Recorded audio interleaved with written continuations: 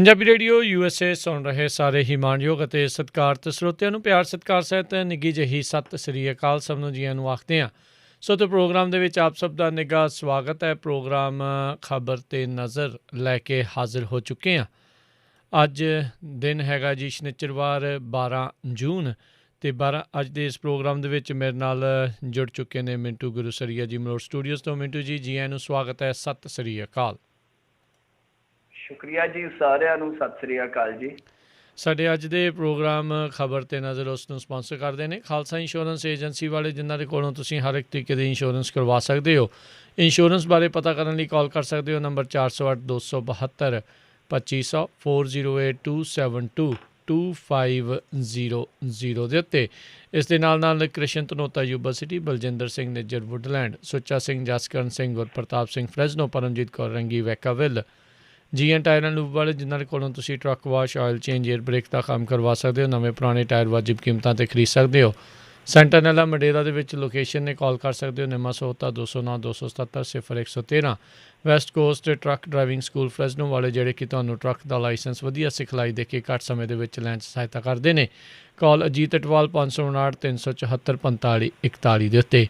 ਇਹਨਾਂ ਸਾਰਿਆਂ ਦਾ ਅਸੀਂ ਬਹੁਤ ਬਹੁਤ ਧੰਨਵਾਦ ਕਰਦੇ ਹਾਂ। ਜੇਕਰ ਤੁਸੀਂ ਜਾਂ ਕੋਈ ਹੋਰ ਕਾਰੋਬਾਰ ਵੀ ਇਸ ਪ੍ਰੋਗਰਾਮ ਨੂੰ ਸਪਾਂਸਰ ਕਰਨਾ ਚਾਹੁੰਦੇ ਹੋ, ਸੰਪਰਕ ਕਰ ਸਕਦੇ ਹੋ ਨੰਬਰ 408 722 7698 ਦੇ ਉੱਤੇ।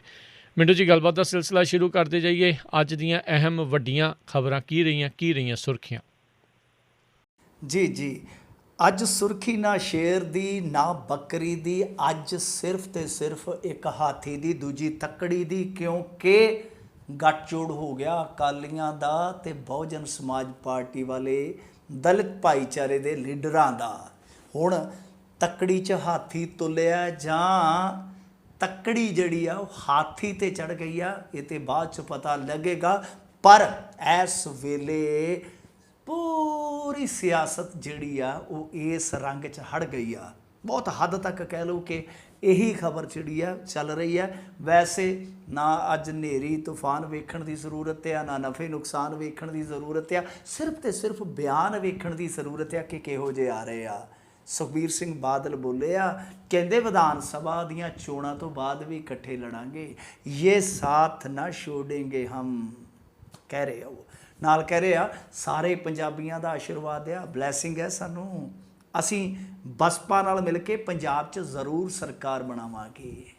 ਦਾਅਵਾ ਤਗੜਾ ਹੈ, ਵਾਅਦਾ ਵੀ ਹੈ ਕਿ ਅਸੀਂ ਡਿਪਟੀ ਚੀਫ ਮਿਨਿਸਟਰ ਲਾਵਾਂਗੇ ਦਲਿਤਾਂ ਦਾ। ਸੋ ਦਾਅਵਿਆਂ ਤੇ ਵਾਅਦਿਆਂ ਦੀ ਰੁੱਤ ਹੈ। ਸੋ ਇਸ ਰੁੱਤ ਦੇ ਵਿੱਚ ਥੋੜ੍ਹਾ ਜਿਹਾ ਕਹਿ ਲਓ ਕਿ ਇੱਕ ਬਰਸਾਤੀ ਸ਼ਰਾਟਾ ਜ਼ਰੂਰ ਆਇਆ। ਨਾਲ ਸਤੀਸ਼ ਚੰਦਰ ਮਿਸ਼ਰਾ ਬੜੇ ਵੱਡੇ ਫੇਸ ਨੇ, ਇਹਨਾਂ ਨੇ ਸਾਰੀ ਇੱਥੇ ਇਸ ਸਰਗਰਮੀ ਜਿਹੜੀ ਹੈ ਨੇਪਰੇ ਚਾੜੀ ਆ। ਇਹ ਕਹਿੰਦੇ ਆ ਕਿ ਬਸਪਾ ਤੇ ਅਕਾਲੀ ਦਲ ਦਾ ਗੱਠਜੋੜ ਇਤਿਹਾਸਕ ਗੱਠਜੋੜ ਆ, ਐਵੇਂ ਨਾ ਜਾਣਿਓ ਨਵਾਂ ਇਤਿਹਾਸ ਸਿਰਜਿਆ ਜਾ ਰਿਹਾ। ਵੈਸੇ ਇਤਿਹਾਸ ਦੇ ਵਿੱਚ ਵੀ ਇਕੱਠੇ ਸੀਗੇ। 1996 ਦਾ ਇਲੈਕਸ਼ਨ ਲੋਕ ਸਭਾ ਵਾਲਾ ਲੜ ਕੇ ਇਹ ਇਕੱਠੇ ਹੀ ਗਏ ਸੀ ਸੰਸਦ ਦੇ ਵਿੱਚ। ਫਿਰ ਕਾਂਸ਼ੀ ਰਾਮ ਨੇ ਕਿਹਾ ਸੀਗਾ ਕਿ ਜਿਵੇਂ ਹੀ ਅਕਾਲੀ ਸੰਸਦ ਦੀਆਂ ਪੌੜੀਆਂ ਚੜ੍ਹੇ ਸਾਨੂੰ ਵਿਸਾਰ ਗਏ, ਸੰਗੀਆਂ ਨਾਲ ਰਲ ਗਏ, ਮਤਲਬ ਕੋਠਾ ਉਸਰਿਆ ਤਰਖਾਣ ਵਿਸਰਿਆ। ਖੈਰ ਉਹ ਗੱਲਾਂ ਵੀ ਵਿਸਰ ਗਈਆਂ, ਕਾਂਸ਼ੀ ਰਾਮ ਜੀ ਚਲੇ ਗਏ। ਤਾਂ ਹੁਣ ਉਹਨਾਂ ਦੀ ਵਿਰਾਸਤ ਪੰਜਾਬ ਦੇ ਵਿੱਚ, ਕਿਉਂਕਿ ਉਹ ਪੰਜਾਬ 'ਚ ਉੱਠੇ, ਐਸੇ ਉੱਠੇ ਕਿ ਉਹਨਾਂ ਨੇ ਦਲਿਤਾਂ ਦੀ ਇੱਕ ਪਾਰਟੀ ਇਕੱਠੀ ਕਰ ਦਿੱਤੀ, ਇਕੱਠੀ ਨਹੀਂ ਕੀਤੀ, ਸੱਤਾ ਦੀਆਂ ਪੌੜੀਆਂ ਤੱਕ ਚਾੜ ਦਿੱਤੀ। ਖੈਰ ਅੱਜ ਉਸੇ ਹੀ ਵਿਰਾਸਤ ਨੂੰ ਪੰਜਾਬ 'ਚੋਂ ਕਿੰਨਾ ਕੁ ਹੁੰਕਾਰਾ ਮਿਲਦਾ, ਕਿੰਨਾ ਕੁ ਹੁਲਾਰਾ ਮਿਲਦਾ, ਨਜ਼ਰਾਂ ਟਿਕੀਆਂ ਰਹਿਣਗੀਆਂ। ਸੋ ਜਦੋਂ ਇਹੋ ਜਿਹਾ ਮਾਹੌਲ ਹੋਵੇ ਕਿ ਸਿਆਸੀ ਵਿਰੋਧੀ ਜਿਹੜੇ ਤਨਜ਼ਾਂ ਕੱਸ ਰਹੇ ਹੋਣ, ਅਕਾਲੀਆਂ ਦੇ IT ਸੈੱਲ ਵੱਲੋਂ ਮੌਜ ਲਈ ਜਾ ਰਹੀ ਹੋਵੇ ਕਿ ਸੜਦਿਆਂ ਨੂੰ ਸੜ ਲੈਣ ਦੇ, ਦਾਣੇ ਚੱਬੀਏ ਰੁਮਾਲ ਵਿਛਾ ਕੇ, ਸੋ ਉਹ ਨਜ਼ਾਰੇ ਲੈ ਰਹੇ ਨੇ। ਅਤੇ ਵਿਰੋਧੀ ਜਿਹੜੇ ਆ ਉਹ ਵੱਖੋ ਵੱਖਰੇ ਮੀਮ ਬਣਾ ਰਹੇ ਆ। ਸਿਆਸੀ ਵਿਰੋਧੀ ਕਹਿ ਰਹੇ ਆ ਨਿਕਲਣਾ ਇਹਦੇ 'ਚੋਂ ਕੱਖ ਵੀ ਨਹੀਂ ਹੈ। ਖੈਰ ਕੀ ਨਿਕਲਦਾ ਕੀ ਨਹੀਂ, ਮਾਇਆਵਤੀ ਜੀ ਕਹਿੰਦੇ ਆ ਕਿ ਇਹ ਤਾਂ ਰਾਜਨੀਤਿਕ ਅਤੇ ਸਮਾਜਿਕ ਸ਼ੁਰੂਆਤ ਆ, ਉਹ ਵੀ ਪੰਜਾਬ ਦੇ ਵਿੱਚ ਨਵੀਂ ਕਿਸਮ ਦੀ ਇਹ ਗੱਠਜੋੜ ਐਵੇਂ ਨਹੀਂ ਹੈ। ਯਾਨੀ ਬਹੁਤ ਡੂੰਘੀ ਗੱਲ ਆ। ਨਾਰਾ ਵੀ ਆ ਗਿਆ, ਅਕਾਲੀ ਦਲ ਨੇ ਨਾਰਾ ਵੀ ਸਿਰਜ ਦਿੱਤਾ, ਸੋਚ ਵਿਕਾਸ ਦੀ, ਨਵੇਂ ਪੰਜਾਬ ਦੀ। ਇਹ ਨਵਾਂ ਪੰਜਾਬ ਕਿਸ ਤਰ੍ਹਾਂ ਦਾ ਹੋਊ? ਇਸ ਨਵੇਂ ਪੰਜਾਬ ਦੇ ਦਿਸ ਹੱਦੇ ਜਿਹੜੇ ਆ ਉਹ ਕੀ ਹੋਣਗੇ? ਇਹਦਾ ਵਿਕਾਸ ਕਿਵੇਂ ਡੁੱਲ ਪਊਗਾ, ਉਹ ਗੱਲਾਂ ਫਿਰ ਵੇਖੀਆਂ ਜਾਣਗੀਆਂ। ਪਰ ਅੱਜ ਤੇ ਸਿਰਫ ਜਸ਼ਨਾਂ ਦਾ ਮੌਸਮ ਸੀਗਾ ਤੇ ਇਹਨਾਂ ਜਸ਼ਨਾਂ ਦੇ ਵਿੱਚ ਖੁਸ਼ੀ 'ਚ ਉਤਸ਼ਾਹਤ ਹੋਏ ਵੱਡੇ ਬਾਦਲ ਸਾਹਿਬ ਨੇ ਵੀ ਬੀਬੀ ਮਾਇਆਵਤੀ ਨਾਲ ਗੁਫ਼ਤਗੂ ਕਰ ਲਈ, ਥੋੜ੍ਹਾ ਸੰਵਾਦ ਕਰ ਲਿਆ, ਮੁਬਾਰਕਬਾਦ ਦਿੱਤੀ। ਭੈਣ ਜੀ ਮੁਬਾਰਕ ਹੋਵੇ, ਤੁਹਾਨੂੰ ਦਾਵਤ ਦੇਵਾਂਗੇ, ਪੰਜਾਬ ਆਇਓ।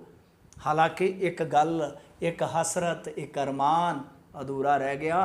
ਕਹਿ ਰਹੇ ਸੀਗੇ ਕਿ ਬੀਬੀ ਜੀ ਤੁਹਾਨੂੰ ਚੋਣ ਲੜਾਉਣੀ ਆ ਪੰਜਾਬ 'ਚ, ਅਰੁਣ ਜੇਤਲੀ ਨੂੰ ਵੀ ਲੈ ਕੇ ਆਏ ਸੀ, ਤਾਂ ਇਹ ਗੱਲ ਪੂਰੀ ਹੁੰਦੀ ਉਸ ਤੋਂ ਪਹਿਲਾਂ ਹੀ ਸਤੀਸ਼ ਚੰਦਰ ਮਿਸ਼ਰਾ ਜੀ ਨੇ ਗੱਲ ਟੋਕ ਦਿੱਤੀ, ਵਿਚਾਲੇ ਗੱਲ ਰੋਕ ਦਿੱਤੀ, ਨਹੀਂ ਤੇ ਨਵਾਂ ਇਤਿਹਾਸ ਇੱਥੇ ਵੀ ਸਿਰਜਿਆ ਜਾਂਦਾ ਸ਼ਾਇਦ। ਖੈਰ ਜੋ ਵੀ ਹੈ, ਹੁਣ ਦੇਖਣਾ ਹੋਏਗਾ ਕਿ ਭਾਜਪਾ ਦੇ ਨਾਲੋਂ ਜਿਹੜੀਆਂ ਟੁੱਟੀਆਂ ਨੇ, ਨਵੀਂ ਥਾਂ ਜਿਹੜੀਆਂ ਲੱਗੀਆਂ ਨੇ, ਉਹ ਪੁਰਾਣਿਆਂ ਦੀ ਭਰਪਾਈ ਕਰ ਪਾਉਂਦੀਆਂ ਕਿ ਨਹੀਂ, ਵੇਖਣ ਵਾਲੀ ਗੱਲ ਇਹ ਹੋਏਗੀ। ਬਹੁਜਨ ਸਮਾਜ ਪਾਰਟੀ ਦੌਰ 1990-92 ਉਸ ਟਾਈਮ ਪੰਜਾਬ ਦੇ ਵਿੱਚ 20% ਦੇ ਕਰੀਬ ਵੋਟ ਸ਼ੇਅਰ, ਪਰ 2017 ਆਉਂਦਿਆਂ ਵਿਧਾਨ ਸਭਾ ਦਾ ਇਲੈਕਸ਼ਨ ਸਿਰਫ 1.5% ਵੋਟ ਸ਼ੇਅਰ।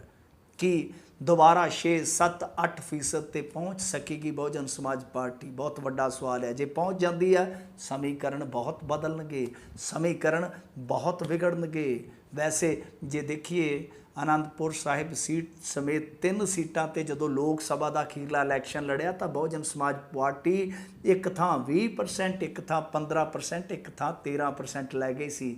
ਇਹ ਨਾ ਭੁੱਲਣਯੋਗ ਗੱਲ ਆ। ਖੈਰ ਪ੍ਰਦਰਸ਼ਨ ਕਿਸ ਤਰ੍ਹਾਂ ਦੇ ਰਹਿੰਦੇ ਆ, ਨਫੇ ਕਿਹਨੂੰ ਹੁੰਦੇ ਆ, ਘਾਟੇ ਕਿਹਨੂੰ ਪੈਂਦੇ ਆ, ਇਹ ਗੱਲਾਂ ਬਾਅਦ ਦੀਆਂ। ਅੱਜ ਕਹਿ ਸਕਦੇ ਹਾਂ ਆਪਾਂ ਕਿ ਸਾਰੇ ਪਾਸੇ ਇਸ ਗੱਠਜੋੜ ਦੀ ਹੀ ਚਰਚਾ ਹੈ ਕਿ ਸੋਸ਼ਲ ਮੀਡੀਆ, ਕਿ ਦੂਸਰਾ media, print media, electronic media, web media, ਹਰੇਕ ਥਾਂ ਤੇ ਹੀ ਇਹ ਗੱਠਜੋੜ ਛਾਇਆ ਪਿਆ। ਹੁਣ ਦੇਖਦੇ ਹਾਂ ਅੱਗੇ ਕੀ ਬਣਦਾ, ਕਿਹਨੂੰ ਇਹ ਭਾਰੀ ਪੈਂਦਾ ਗੱਠਜੋੜ ਜਾਂ ਕਿਹਦੇ ਜੜੀ ਬਹਿੰਦਾ, ਇਹ ਸਾਰਾ ਕੁਝ ਸਮਾਂ ਤੈਅ ਕਰੇਗਾ। ਜੀ ਜੀ ਜੀ। ਤੇ ਮਿੰਟੂ ਜੀ, ਅਗਲੀ ਜੇ ਆਪਾਂ ਗੱਲ ਕਰਦੇ ਜਾਈਏ, ਕਹਿੰਦੇ ਆ ਅਬਦੁੱਲਾ ਦਿੱਲੀ ਪਹੁੰਚਿਆ ਆ, ਕਸ਼ਮੀਰ ਵਿੱਚ ਕੁਛ ਵੱਡਾ ਹੋਣ ਦੇ ਅੰਦੇਸ਼ੇ ਆ। ਕੱਲ੍ਹ ਦੇ ਪ੍ਰੋਗਰਾਮ 'ਚ ਵੀ ਇਸ ਦੇ ਬਾਰੇ ਆਪਾਂ ਚਰਚਾ ਥੋੜ੍ਹੀ ਜਿਹੀ ਕੀਤੀ ਸੀਗੀ, ਗੱਲ ਛਿੜੀ ਸੀਗੀ। ਅਤੇ ਜਿਹੜੀਆਂ ਚਰਚਾਵਾਂ ਆਪਾਂ ਹੋਰ ਪਾਸੇ ਸੁਣ ਰਹੇ, ਉਸ ਦੇ ਵਿੱਚ ਕਹਿੰਦੇ ਪੰਜਾਬ ਦਾ ਵੀ ਨਾਮ ਹੈਗਾ ਆ। ਸੋ ਕੀ ਤਾਣਾ ਬਾਣਾ ਹੈਗਾ, ਕੀ ਚੱਲ ਰਿਹਾ? ਹਾਂ ਬਿਲਕੁਲ ਪੰਜਾਬ ਵਾਲੀ ਗੱਲ ਚਲੋ ਆਪਾਂ ਬਾਅਦ ਦੇ ਵਿੱਚ ਕਰਦੇ ਹਾਂ, ਪਰੰਤੂ ਜਿਹੜੇ ਪੋਲੀਟੀਸ਼ੀਅਨ ਆ ਉਹ ਦਿੱਲੀ ਪਹੁੰਚ ਰਹੇ ਆ ਤੇ ਨੀਮ ਫੌਜੀ ਦਸਤਿਆਂ ਦੀਆਂ ਟੁਕੜੀਆਂ ਉਹ ਕਸ਼ਮੀਰ 'ਚ ਪਹੁੰਚ ਰਹੀਆਂ ਨੇ। ਇੰਟਰਸਟਿੰਗ ਚੀਜ਼ ਇਹ ਆ, ਇੱਥੇ ਆ ਕੇ ਕਿਤੇ ਨਾ ਕਿਤੇ ਮੱਥਾ ਹੈ ਜਿਹੜਾ ਉਹ ਥੋੜਾ ਠਣਕਦਾ ਆ, ਮੱਥਾ ਠਣਕਦਾ ਆ ਕਿ ਬਣ ਕੀ ਰਿਹਾ। ਹੁਣ ਚੱਕਰ ਇਹ ਆ ਕਿ ਅਬਦੁੱਲੇ ਨਾ ਸਿਰਫ ਥੋੜਾ ਬੋਲ ਰਹੇ ਆ, ਬੋਲ ਵੀ ਐਸੇ ਸੁਰ ਦੇ ਵਿੱਚ ਰਹੇ ਆ ਜਿੱਦਾਂ ਵੱਡੇ ਅਬਦੁੱਲਾ ਫਾਰੂਕ ਅਬਦੁੱਲਾ ਬੋਲੇ ਸੀਗੇ। ਤੇ ਉਹਨਾਂ ਕਿਹਾ ਕਿ ਕੇਂਦਰ ਜਦੋਂ ਵੀ ਬੁਲਾਏਗਾ ਅਸੀਂ ਉੱਥੇ ਜਾਵਾਂਗੇ, ਸਾਨੂੰ ਜਾਣਾ ਪਵੇਗਾ। ਤੇ ਉਹ ਕਹਿੰਦੇ ਆ ਕਿ ਜਦੋਂ ਵੀ ਗੱਲਬਾਤ ਲਈ ਸੱਦਾ ਆਏਗਾ ਅਸੀਂ ਉਹਨੂੰ ਠੁਕਰਾਵਾਂਗੇ ਨਹੀਂ। ਕਹਿਣ ਦਾ ਮਤਲਬ ਇਹ ਕਿ ਇੱਕ ਨਰਮਗੋਸ਼ੀ ਦਿਖਾ ਰਹੇ ਨੇ, ਇੱਕ ਸੌਫਟ ਐਂਗਲ ਦਿਖਾਇਆ ਜਾ ਰਿਹਾ ਹੈ ਸਟੇਟ ਪ੍ਰਤੀ। ਦੂਸਰੀ ਗੱਲ ਜਿਹੜੀ ਹੈ ਕਿ ਉਹਨਾਂ ਦੇ ਬੇਟੇ ਦਿੱਲੀ ਪਹੁੰਚ ਗਏ ਨੇ। ਇੰਟਰਸਟਿੰਗ ਚੀਜ਼ ਜਿਹੜੀ ਹੈ, ਉਮਰ ਅਬਦੁੱਲਾ ਉਹ ਦਿੱਲੀ ਪਹੁੰਚਿਆ। ਔਰ ਇਸ ਤੋਂ ਪਹਿਲਾਂ ਗੁਪਕਾਰ ਅਲਾਇੰਸ ਦੀ ਇੱਕ ਮੀਟਿੰਗ ਹੁੰਦੀ ਆ। ਗੁਪਕਾਰ ਅਲਾਇੰਸ ਕੀ ਆ? ਅਸਲ ਦੇ ਵਿੱਚ ਗੁਪਕਾਰ ਸ਼ਬਦ ਹੈ ਜਿਹੜਾ ਉਹ ਇੱਕ ਜਿੱਦਾਂ ਆਪਣੇ ਅੰਮ੍ਰਿਤਸਰ ਦੇ ਵਿੱਚ ਲਾਰੈਂਸ ਰੋਡ ਆਪਾਂ ਕਹਿ ਦਿੰਦੇ ਬੜੀ ਮਸ਼ਹੂਰ ਆ, ਮਾਲ ਰੋਡ ਆ, ਇਸੇ ਤਰ੍ਹਾਂ ਉੱਥੇ ਵੀ ਇੱਕ ਇਸ ਤਰ੍ਹਾਂ ਦੀ ਰੋਡ ਦਾ ਨਾਮ ਆ ਤੇ ਅਬਦੁੱਲਿਆਂ ਦਾ ਘਰ ਆ ਉਸ ਸੜਕ ਤੇ, ਤਦ ਕਰਕੇ ਉਹਨੂੰ ਕਹਿ ਲਓ ਕਿ ਇਹ ਨਾਂ ਦਿੱਤਾ ਜਾਂਦਾ। ਤਾਂ ਗੁਪਕਾਰ ਅਲਾਇੰਸ ਹੋਇਆ ਸੀਗਾ। ਉਸ ਅਲਾਇੰਸ ਦੀ ਜਿਹੜੀ ਆ ਮੀਟਿੰਗ ਹੋਈ ਆ, ਉਹਦੇ ਵਿੱਚ 6-7 ਪਾਰਟੀਆਂ ਨੇ ਜੰਮੂ ਕਸ਼ਮੀਰ ਦੀਆਂ। ਤਾਂ ਹੁਣ ਚੱਕਰ ਇਹ ਚੱਲ ਰਿਹਾ ਵਾ, ਹਾਲਾਂਕਿ ਜਿਹੜੀ ਉੱਥੇ ਨੀਮ ਫੌਜੀ ਦਸਤਿਆਂ ਦੀ ਵਾਧੂ ਤੈਨਾਤੀ ਹੈ, ਜਿਹੜੀ 200 ਕੰਪਨੀਆਂ, ਮੈਂ ਤਾਂ ਇੱਕ ਅੰਗਰੇਜ਼ੀ ਅਖਬਾਰ ਦੇ ਹਵਾਲੇ ਨਾਲ ਪੜ੍ਹਿਆ ਸੀ ਕਿ 200 ਕੰਪਨੀਆਂ ਜਾ ਰਹੀਆਂ ਨੇ ਉੱਥੇ, ਬਹੁਤ ਵੱਡੀ ਨਫਰੀ ਹੈ। ਤਾਂ ਉਹ ਕਹਿ ਰਹੇ ਨੇ ਕਿ ਦੇਖੋ ਜੀ ਗੱਲ ਇਹ ਆ ਕਿ 5 ਰਾਜਾਂ ਦਾ ਜਦੋਂ ਇਲੈਕਸ਼ਨ ਸੀਗਾ ਇਹਨਾਂ ਨੂੰ ਬੁਲਾ ਲਿਆ ਗਿਆ ਸੀਗਾ ਵਾਪਿਸ, ਤੇ ਹੁਣ ਇਹ ਫੇਰ ਉੱਥੇ ਪੁੱਠੀਆਂ ਚਲੇ ਗਈਆਂ। ਪਰ ਮੈਨੂੰ ਨਹੀਂ ਲੱਗਦਾ ਕਿ ਜੰਮੂ ਕਸ਼ਮੀਰ ਵਰਗੇ ਸੰਵੇਦਨਸ਼ੀਲ ਸਟੇਟ ਦੇ ਵਿੱਚੋਂ ਇਸ ਤਰ੍ਹਾਂ ਨੀਮ ਫੌਜੀ ਦਸਤਿਆਂ ਦੀਆਂ ਟੁਕੜੀਆਂ, ਵੈਸੇ ਤਾਂ ਹੁਣ ਉਹ ਯੂਟੀ ਹੈ, ਤਾਂ ਨੀਮ ਫੌਜੀ ਦਸਤਿਆਂ ਦੀਆਂ ਟੁਕੜੀਆਂ ਜਿਹੜੀਆਂ ਵਾਪਸ ਇਲੈਕਸ਼ਨ 'ਚ ਬੁਲਾ ਲਈਆਂ ਜਾਣਗੀਆਂ। ਇਹ ਇੱਕ ਕਾਫੀ ਫੈਕਟ ਹੈ ਜਿਹੜਾ ਨਾ ਉਹ ਚਰਚਾ ਨੂੰ ਹਵਾ ਦਿੰਦਾ। ਦੂਜੀ ਚੀਜ਼ ਜਿਹੜੀ ਆ ਇਸ ਮਾਮਲੇ 'ਚ ਜੇ ਤੁਸੀਂ ਦੇਖੋਗੇ ਕਿ ਕਿਤੇ ਨਾ ਕਿਤੇ ਇਹ ਨਜ਼ਰ ਆ ਰਿਹਾ ਕਿ ਜੰਮੂ ਨੂੰ ਅੱਡ ਕੀਤਾ ਜਾ ਸਕਦਾ ਹੈ। ਕਿਉਂ? ਇਹ ਮੈਂ ਕਿਉਂ ਕਹਿ ਰਿਹਾ? ਪਹਿਲੀ ਗੱਲ ਤਾਂ ਇਹ ਹੈ ਕਿ ਲੰਮੇ ਸਮੇਂ ਤੋਂ ਕੁਝ ਲੋਕ ਜਿਹੜੇ ਆ ਨਾ ਉਹ ਮੰਗ ਚੁੱਕ ਰਹੇ ਆ। ਜਿਵੇਂ ਤੁਸੀਂ ਦੇਖੋਗੇ ਇਹਨਾਂ ਦੇ ਕਈ ਆਗੂ ਹੈਗੇ ਆ ਜਿਹੜੇ ਵੈਸੇ ਪਾਰਟੀ ਤੇ ਵੱਖਰੀ ਬਣਾਈ ਬੈਠੇ ਆ, ਪਰ ਕਿਤੇ ਨਾ ਕਿਤੇ ਇਹਨਾਂ ਦੀ ਵਿਚਾਰਧਾਰਾ ਵਾਲੀ ਆ ਚੌਧਰੀ ਲਾਲ ਸਿੰਘ ਵਰਗੇ। ਤਾਂ ਉਹਨਾਂ ਨੇ ਇਹ ਮੰਗ ਜਿਹੜੀ ਆ ਉਹ ਉਦੋਂ, ਵੈਸੇ ਤਾਂ ਪਹਿਲਾਂ ਵੀ ਆ, ਮੰਗ ਉਦੋਂ ਜ਼ਿਆਦਾ ਇਹਨਾਂ ਨੇ ਚੁੱਕਣੀ ਸ਼ੁਰੂ ਕਰ ਦਿੱਤੀ ਜਦੋਂ ਇਹਨਾਂ ਨੇ ਜੰਮੂ ਕਸ਼ਮੀਰ ਦਾ ਜਿਹੜਾ ਸਟੇਟ ਦਾ ਸਟੇਟਸ ਸੀਗਾ ਉਹ ਖਤਮ ਕਰਕੇ ਯੂਟੀ 'ਚ ਤਬਦੀਲ ਕਰ ਦਿੱਤਾ। ਤਾਂ 3 ਯੂਟੀ ਬਣ ਗਏ, ਮਤਲਬ ਕਿ ਲਦਾਖ ਨੂੰ ਅੱਡ ਕਰ ਦਿੱਤਾ, ਡਿਵੀਜ਼ਨਾਂ ਬਣ ਗਈਆਂ, ਕਸ਼ਮੀਰ ਅੱਡ, ਜੰਮੂ ਅੱਡ, ਲਦਾਖ। ਤਾਂ ਉਸ ਤੋਂ ਬਾਅਦ ਉਹ ਮੰਗ ਜਿਹੜੀ ਆ ਉਹ ਜ਼ਿਆਦਾ ਤੀਖਣ ਹੋ ਗਈ ਆ। ਹੁਣ ਜਿਹੜੀ ਦੇਖੋ ਡੈਮੋਕ੍ਰੇਸੀ ਦੀ ਗੱਲ ਕਰਦੇ ਆਪਾਂ, ਡੈਮੋਗ੍ਰਾਫੀ ਬਹੁਤ ਇੱਕ ਮਹੱਤਵਪੂਰਨ ਰੋਲ ਅਦਾ ਕਰਦੀ ਹੈ ਕਿਸੇ ਵੀ ਸਟੇਟ 'ਚ। ਇਹ ਇਸ ਕਰਕੇ ਆਪਾਂ ਹੁਣ ਚਰਚਾ ਨੂੰ ਅੱਗੇ ਤੋਰ ਰਹੇ ਹਾਂ ਕਿਉਂਕਿ ਅਬਦੁੱਲਾ ਸਾਹਿਬ ਇਹ ਕਹਿ ਰਹੇ ਆ ਕਿ ਜੋ ਹੁੰਦੀ ਹੈ ਜੀ, ਆਪਾਂ ਕਹਿੰਦੇ ਜਿੱਦਾਂ ਹੱਦਬੰਦੀ, ਆਪਣੇ ਇੱਕ ਸ਼ਬਦ ਇਸਤੇਮਾਲ ਕੀਤਾ ਜਾਂਦਾ ਇਲੈਕਸ਼ਨ ਤੋਂ ਪਹਿਲਾਂ, ਹੱਦਬੰਦੀ ਹੁੰਦੀ ਹੈ, ਅੰਗਰੇਜ਼ੀ 'ਚ ਉਹਨੂੰ ਆਪਾਂ ਡੀਲਿਮਿਟੇਸ਼ਨਸ ਕਹਾਂਗੇ, ਤਾਂ ਇਸ ਤਰ੍ਹਾਂ ਹਿੰਦੀ 'ਚ ਪਰਿਸੀਮਨ ਕਹਿ ਦਿੰਦੇ ਉਹਨੂੰ। ਤਾਂ ਉਹਦਾ ਵਿਰੋਧ ਨਹੀਂ ਕਰਨਗੇ, ਇਹ ਉਹਨਾਂ ਦਾ ਸਟੇਟਮੈਂਟ ਸੀਗਾ। ਤਾਂ ਇੱਥੋਂ ਅੱਗੇ ਚਰਚਾ ਤੁਰਦੀ ਆ, ਮਤਲਬ ਕਿ ਹੁਣ ਕਈ ਚੀਜ਼ਾਂ ਕਲੀਅਰ ਹੋ ਗਈਆਂ ਹੋਣਗੀਆਂ ਕਿ ਕਿਸ ਤਰ੍ਹਾਂ ਨਫਰੀ ਵਧਾਈ ਜਾ ਰਹੀ ਆ, ਕਿਸ ਤਰ੍ਹਾਂ ਗੁਪਕਾਰ ਅਲਾਇੰਸ ਦੀ ਬੈਠਕ ਹੁੰਦੀ ਆ, ਕਿਸ ਤਰ੍ਹਾਂ ਇੱਕ ਸਟੇਟਮੈਂਟ ਆਉਂਦੀ ਆ ਕਿ ਅਸੀਂ ਸਟੇਟ ਵਾਸਤੇ ਤਿਆਰ ਆ, ਜਦੋਂ ਮਰਜ਼ੀ ਉਹ ਗੱਲਬਾਤ ਲਈ ਸੱਦਾ ਦੇਣ, ਅਸੀਂ ਠੁਕਰਾਵਾਂਗੇ ਨਹੀਂ। ਔਰ ਸਭ ਤੋਂ ਪਹਿਲਾਂ ਜੰਮੂ ਨੂੰ ਅਲੱਗ ਕਰਨ ਦੀ ਕਿਤੇ ਨਾ ਕਿਤੇ ਪੇਸ਼ਬੰਦੀ ਸ਼ੁਰੂ ਕੀਤੀ ਜਾਂਦੀ ਆ, ਉਹਦੇ ਲਈ ਮੂਵਮੈਂਟ ਚਲਾਈ ਜਾਂਦੀ ਆ। ਹੁਣ ਜੇ ਆਪਾਂ ਡੈਮੋਗ੍ਰਾਫੀ ਵੱਲ ਦੇਖੀਏ ਤਾਂ ਡੈਮੋਗ੍ਰਾਫੀ ਦਾ ਹਾਲ ਇਹ ਆ ਕਿ ਜੇ ਤੁਸੀਂ ਦੇਖੋਗੇ ਜੰਮੂ ਰੀਜਨ ਹੈ ਜਿਹੜਾ, ਮਤਲਬ ਕਿ ਜੰਮੂ ਕਸ਼ਮੀਰ ਲਦਾਖ, ਹੁਣ 3 ਅਲੱਗ ਹੋ ਗਏ ਆ। ਕਿਤੇ ਆਪਾਂ ਇਹਨਾਂ ਨੂੰ ਇਕੱਠਿਆਂ ਮਿਣਦੇ ਸਾਂ। ਤਾਂ ਹੁਣ ਜਿਹੜੀ 70% ਵਸੋਂ ਹੈ ਉਹ ਹਿੰਦੂ ਭਾਈਚਾਰੇ ਦੀ ਹੈ ਜੰਮੂ 'ਚ, ਜਿਹਨੂੰ ਆਪਾਂ ਹੁਣ ਕਹਿ ਸਕਦੇ ਹਾਂ ਕਿ ਹੱਦਬੰਦੀ ਜਿਹੜੀ ਆ ਉਹ ਇਸ ਹਿਸਾਬ ਨਾਲ ਕਰ ਦਿੱਤੀ ਜਾਏਗੀ ਕਿ ਹਿੰਦੀ ਬਹੁਲਤਾ ਵਾਲਾ, ਹਾਲਾਂਕਿ ਇਹ ਹਾਈਪੋਥੈਟੀਕਲ ਗੱਲ ਆ ਕਿ ਇਸ ਤਰ੍ਹਾਂ ਦੀ ਹੱਦਬੰਦੀ ਜਿਹੜੀ ਆ, ਜੇ ਮੰਨ ਲਓ ਜੰਮੂ ਨੂੰ ਅਲੱਗ ਕੀਤਾ ਜਾਂਦਾ, ਇਸ ਤਰ੍ਹਾਂ ਦੀ ਹੱਦਬੰਦੀ ਹੋ ਜਾਏਗੀ ਕਿ ਉਹਦੇ ਵਿੱਚ ਹੁਣ ਜਿੱਦਾਂ ਠੀਕ ਆ ਕਿ ਕੁਝ ਜ਼ਿਲ੍ਹੇ ਹੈਗੇ ਆ, ਜਿੱਦਾਂ 2 ਆ ਮੇਰੇ ਖਿਆਲ ਦੇ ਨਾਲ, ਪੂੰਛ ਤੇ ਬਨਿਹਾਲ ਜਿਹਨੂੰ ਆਪਾਂ ਕਹਿ ਦਿੰਦੇ ਹਾਂ, ਉਹ ਹੀ ਸਿਰਫ ਬਹੁ ਗਿਣਤੀ ਵਾਲੇ ਆ ਮੁਸਲਮਾਨ ਵਾਲੇ, ਬਾਕੀ ਸਾਰੇ ਹੀ ਜਿਹੜੇ ਹੈਗੇ ਆ ਉਹ ਤਕਰੀਬਨ ਕਹਿ ਲਓ ਕਿ ਹਿੰਦੂ ਬਹੁ ਗਿਣਤੀ ਵਾਲੇ ਆ। ਇਹ ਆਪਾਂ ਕਹਿ ਸਕਦੇ ਹਾਂ ਕਿ ਬਹੁਤ ਵੱਡਾ ਜਿੱਦਾਂ ਕਹਿ ਲਓ ਕਿ ਕਦਮ ਹੋ ਸਕਦਾ ਹੈ ਕਿਉਂਕਿ ਗਾਂ 5 ਅਗਸਤ ਫੇਰ ਆਉਣ ਵਾਲੀ ਆ। ਤੁਹਾਨੂੰ ਯਾਦ ਹੋਣਾ ਅਮਿਤ ਸ਼ਾਹ ਹੋਰਾਂ ਨੇ ਖੁਦ ਕਿਹਾ ਸੀਗਾ ਕਿ 2 ਸਾਲਾਂ ਬਾਅਦ ਅਸੀਂ ਮਤਲਬ ਕਿ ਇਹਦਾ ਸੋਚਾਂਗੇ ਫਿਰ ਜੰਮੂ ਕਸ਼ਮੀਰ ਦਾ, ਤਾਂ 2 ਸਾਲ ਪੂਰੇ ਹੋਣ ਵਾਲੇ ਆ। ਇੱਕ ਫੈਕਟ ਇਹਦੇ ਨਾਲ ਇਹ ਵੀ ਜੁੜ ਜਾਂਦਾ ਹੈ।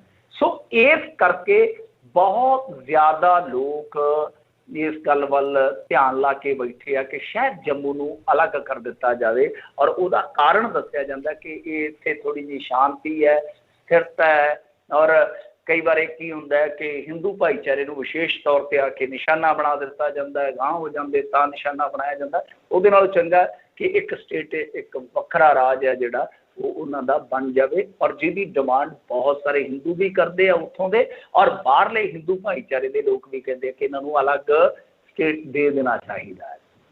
ਹੁਣ ਰਹੀ ਗੱਲ ਪੰਜਾਬ ਦੀ, ਤਾਂ ਇੱਥੋਂ ਹੀ ਸ਼ੁਰੂ ਹੁੰਦੀ ਹੈ ਉਹ ਗੱਲ ਜਿਹੜੀ ਇੱਕ ਪੋਸਟ ਬਹੁਤ ਵਾਇਰਲ ਹੋਈ ਸੀਗੀ ਉਸ ਟਾਈਮ।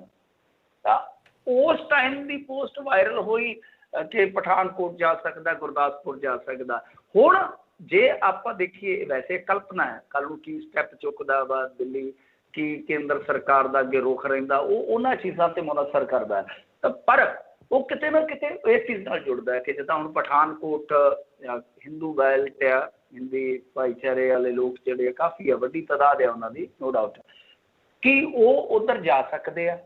ਇਹ ਇੱਥੇ ਆ ਕਿ ਕਿਤੇ ਪੰਜਾਬ ਦੀ ਜਿਹੜੀ ਡੈਮੋਗ੍ਰਾਫੀ ਆ ਕਿ ਉਹਦੇ ਨਾਲ ਤਾਂ ਨਹੀਂ ਛੇੜਛਾੜ ਹੋਏਗੀ, ਤਾਂ ਕਰਕੇ ਮਤਲਬ ਕਿ ਪੰਜਾਬ ਦਾ ਵਿੱਚ ਸਰੋਕਾਰ, ਜਿੱਦਾਂ ਤੁਸੀਂ ਜ਼ਿਕਰ ਕੀਤਾ ਉਹਦਾ, ਕਿ ਉਹ ਸਰੋਕਾਰ ਵੀ ਨਾਲ ਜੁੜ ਜਾਂਦਾ ਹੈ ਕਿਉਂਕਿ ਅਸੀਂ ਜੰਮੂ ਦੇ ਨਾਲ ਜਾ ਲੱਗਦੇ ਹਾਂ ਜੀ। ਤਾਂ ਕਿ ਇਸ ਤਰ੍ਹਾਂ ਦਾ ਕੋਈ ਬਦਲਾਅ ਦੇਖਣ ਨੂੰ ਮਿਲ ਸਕਦਾ ਵਾ ਜਾਂ ਕੋਈ ਇਸ ਤਰ੍ਹਾਂ ਦੀ ਕੋਈ ਚੁਚਲੀ ਛੇੜੀ ਜਾ ਸਕਦੀ ਆ, ਉਹ ਬਾਹਰ ਦੀ ਗੱਲ ਆ। ਪਰ ਹੁਣ ਜੰਮੂ ਕਸ਼ਮੀਰ ਦੇ ਵਿੱਚ ਨੈਕਸਟ ਸਟੈਪ ਕੀ ਹੋਊਗਾ ਗੌਰਮੈਂਟ ਦਾ, ਉਹਦੇ 'ਤੇ ਸਾਰਿਆਂ ਦਾ ਧਿਆਨ ਬਣਿਆ ਹੋਇਆ।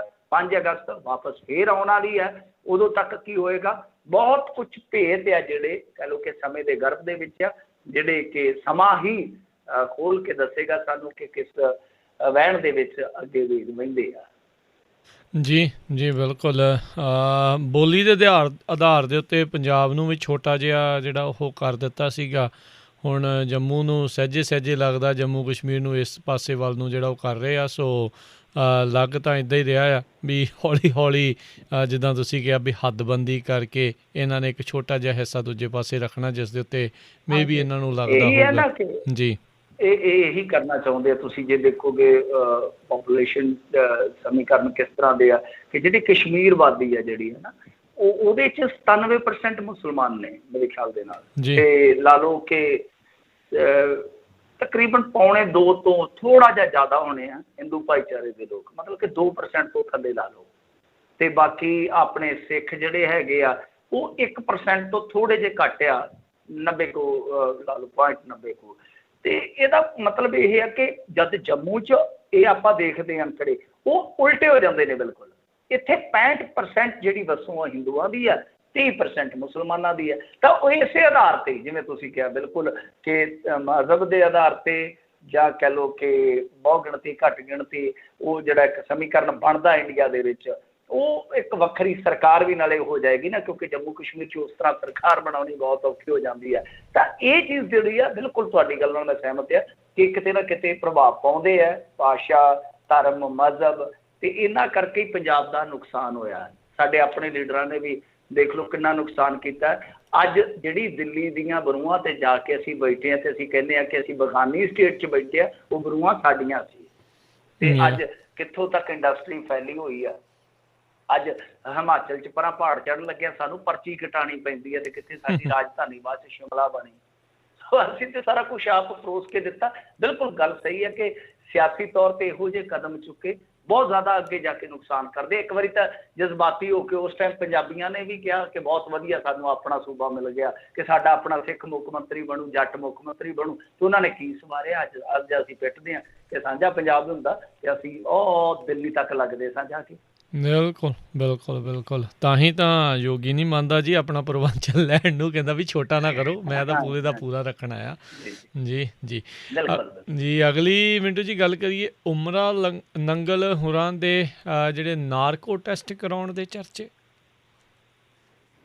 ਹਾਂਜੀ, ਬੜੀ ਵੱਡੀ ਖਬਰ ਹੈ ਇਹ।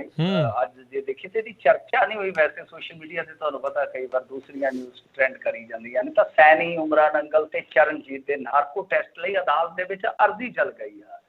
ਕੋਟਕਪੂਰਾ ਗੋਲੀਕਾਂਡ ਮਾਮਲੇ ਵਿੱਚ ਜਾਂਚ ਟੀਮ ਵੱਲੋਂ ਜ਼ਖਮੀਆਂ ਦੇ ਬਿਆਨ ਵੀ ਕਲਮਬੱਧ ਕੀਤੇ ਗਏ ਆ। ਇਹ ਨਵੀਂ ਡਿਵੈਲਪਮੈਂਟ ਆ।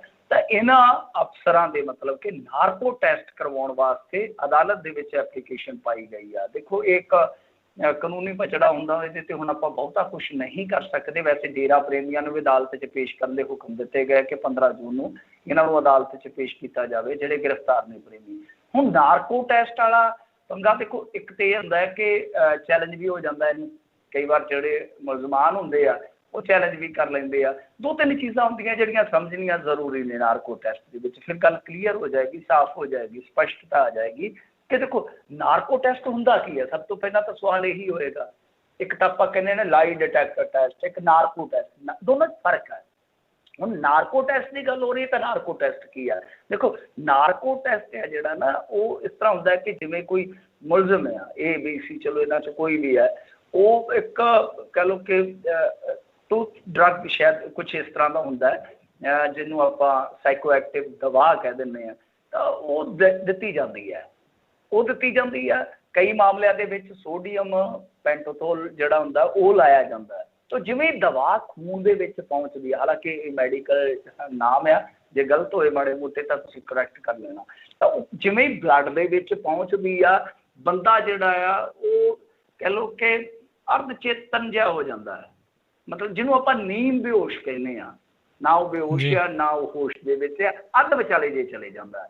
ਤਾਂ ਉੱਥੇ ਕੀ ਹੁੰਦਾ ਕਿ ਉਹ ਬੰਦਾ ਜ਼ਿਆਦਾ ਤਰਕਵਾਦੀ ਨਹੀਂ ਰਹਿੰਦਾ। ਆਪਾਂ ਨੀਂਦ ਬੇਹੋਸ਼ ਹੋ ਜਾਵਾਂਗੇ ਤੇ ਆਪਾਂ ਕੋਈ ਚੀਜ਼ ਕਾਊਂਟਰ ਕਰਨ ਦੇ ਕਾਬਿਲ ਨਹੀਂ ਰਵਾਂਗੇ। ਜ਼ਾਰਾ ਜੀ ਗੱਲ ਆ, ਮਤਲਬ ਜੋ ਆਪਾਂ ਨੂੰ ਪੁੱਛਿਆ ਜਾਊਗਾ ਬਸ ਆਪਾਂ ਪੁਆਇੰਟ ਟੂ ਪੁਆਇੰਟ ਹੀ ਦੱਸਾਂਗੇ। ਤਾਂ ਇਹਨੂੰ ਕਹਿੰਦੇ ਆ ਨਾਰਕੋ ਟੈਸਟ। ਇਹਦੇ ਵਿੱਚ ਫੋਰੈਂਸਿਕ ਐਕਸਪਰਟ ਹੁੰਦੇ ਆ, ਜਿਹੜੇ ਇਨਵੈਸਟੀਗੇਸ਼ਨ ਵਾਲੇ, ਜਿਵੇਂ ਹੁਣ ਪੁਲਿਸ ਵਾਲੇ, ਆਪਣੇ ਪੰਜਾਬ ਪੁਲਿਸ ਵਾਲੇ ਇਨਵੋਲਵ ਹੋ ਜਾਣਗੇ, ਡਾਕਟਰ ਹੁੰਦੇ ਆ, ਮਨੋਵਿਗਿਆਨਕ ਹੁੰਦੇ ਆ, ਮਤਲਬ ਕਿ ਇੱਕ ਟੀਮ ਹੁੰਦੀ ਹੈ। ਔਰ ਸਭ ਤੋਂ ਪਹਿਲਾਂ ਜਿਹੜੀ ਗੱਲ, ਹੁਣ ਮੈਂ ਜਿਵੇਂ ਤੁਹਾਨੂੰ ਕਿਹਾ ਕਿ ਕਾਨੂੰਨੀ ਪੇਚ ਵੀ ਹੁੰਦਾ। ਹੁਣ ਜਿਵੇਂ ਇਹ ਵੱਡੀ ਖਬਰ ਬਣ ਗਈ, ਆਪਾਂ ਕਿਹਾ ਕਿ ਵੱਡੀ ਖਬਰ ਹੈ, ਨਾਰਕੋ ਟੈਸਟਾਂ ਦੀ ਮੰਗ ਕਰ ਦਿੱਤੀ ਗਈ ਆ। ਕਿਉਂ? ਇਹਦਾ ਮਤਲਬ ਕੀ ਆ ਕਿ ਉਹ ਅਫਸਰਾਨ, ਜਿਹੜੇ ਸਾਬਕਾ ਅਫਸਰਾਨ ਆ, ਉਹ ਲੱਗਦਾ ਇਹੋ ਆ ਕਿ ਇਨਵੈਸਟੀਗੇਸ਼ਨ ਦੇ ਵਿੱਚ ਪੂਰਾ ਸਾਥ ਨਹੀਂ ਦੇ ਰਹੇ, ਭਰਪੂਰ ਸਾਥ ਨਹੀਂ ਦੇ ਰਹੇ। ਤਾਂ ਉਹਨਾਂ ਨੂੰ ਲੱਗਦਾ ਆ ਕਿ ਜੇ ਇਹਨਾਂ ਤੋਂ ਸੱਚ ਕਢਾਉਣਾ ਆ ਤਾਂ ਫਿਰ ਇਸ ਤਰ੍ਹਾਂ ਦਾ ਟੈਸਟ ਕਰਾਉਣਾ ਜਿਹੜਾ ਉਹ ਲਾਜ਼ਮ ਆ।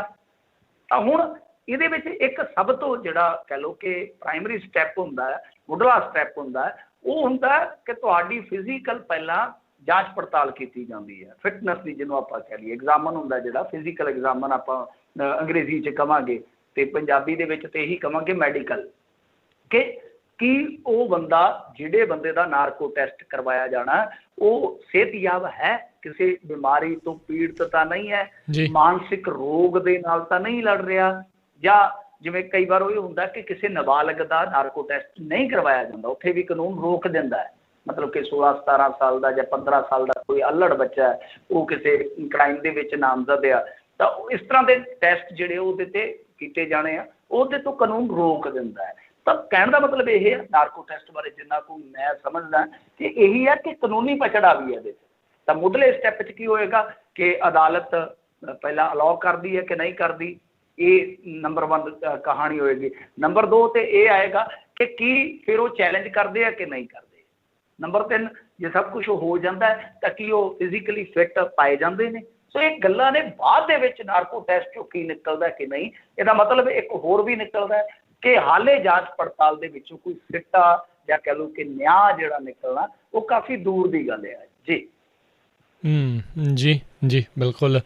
ਤੇ ਚਲੋ ਖਬਰ ਤਾਂ ਵੱਡੀ ਗੱਲ ਆ ਵੀ ਇਹ ਮੰਨਣਗੇ ਕਿ ਨਹੀਂ ਮੰਨਣਗੇ, ਕਿਉਂਕਿ ਜਿੱਦਾਂ ਆਪਾਂ ਕੱਲ੍ਹ ਵੀ ਗੱਲ ਕਰਦੇ ਸੀਗੇ ਵੀ ਫਸਦੇ ਤਾਂ ਫਿਰ ਹੋਰ ਬਹੁਤ ਵੱਡੇ ਵੱਡੇ ਜਿਹੜੇ ਨਾਲ ਲੋਕ ਨੇ। ਕਿਸਾਨ ਅੰਦੋਲਨ ਨੇ ਪੰਜਾਬ ਭਾਜਪਾ ਦੇ ਭਾਂਡੇ ਖਿਲਾਰੇ।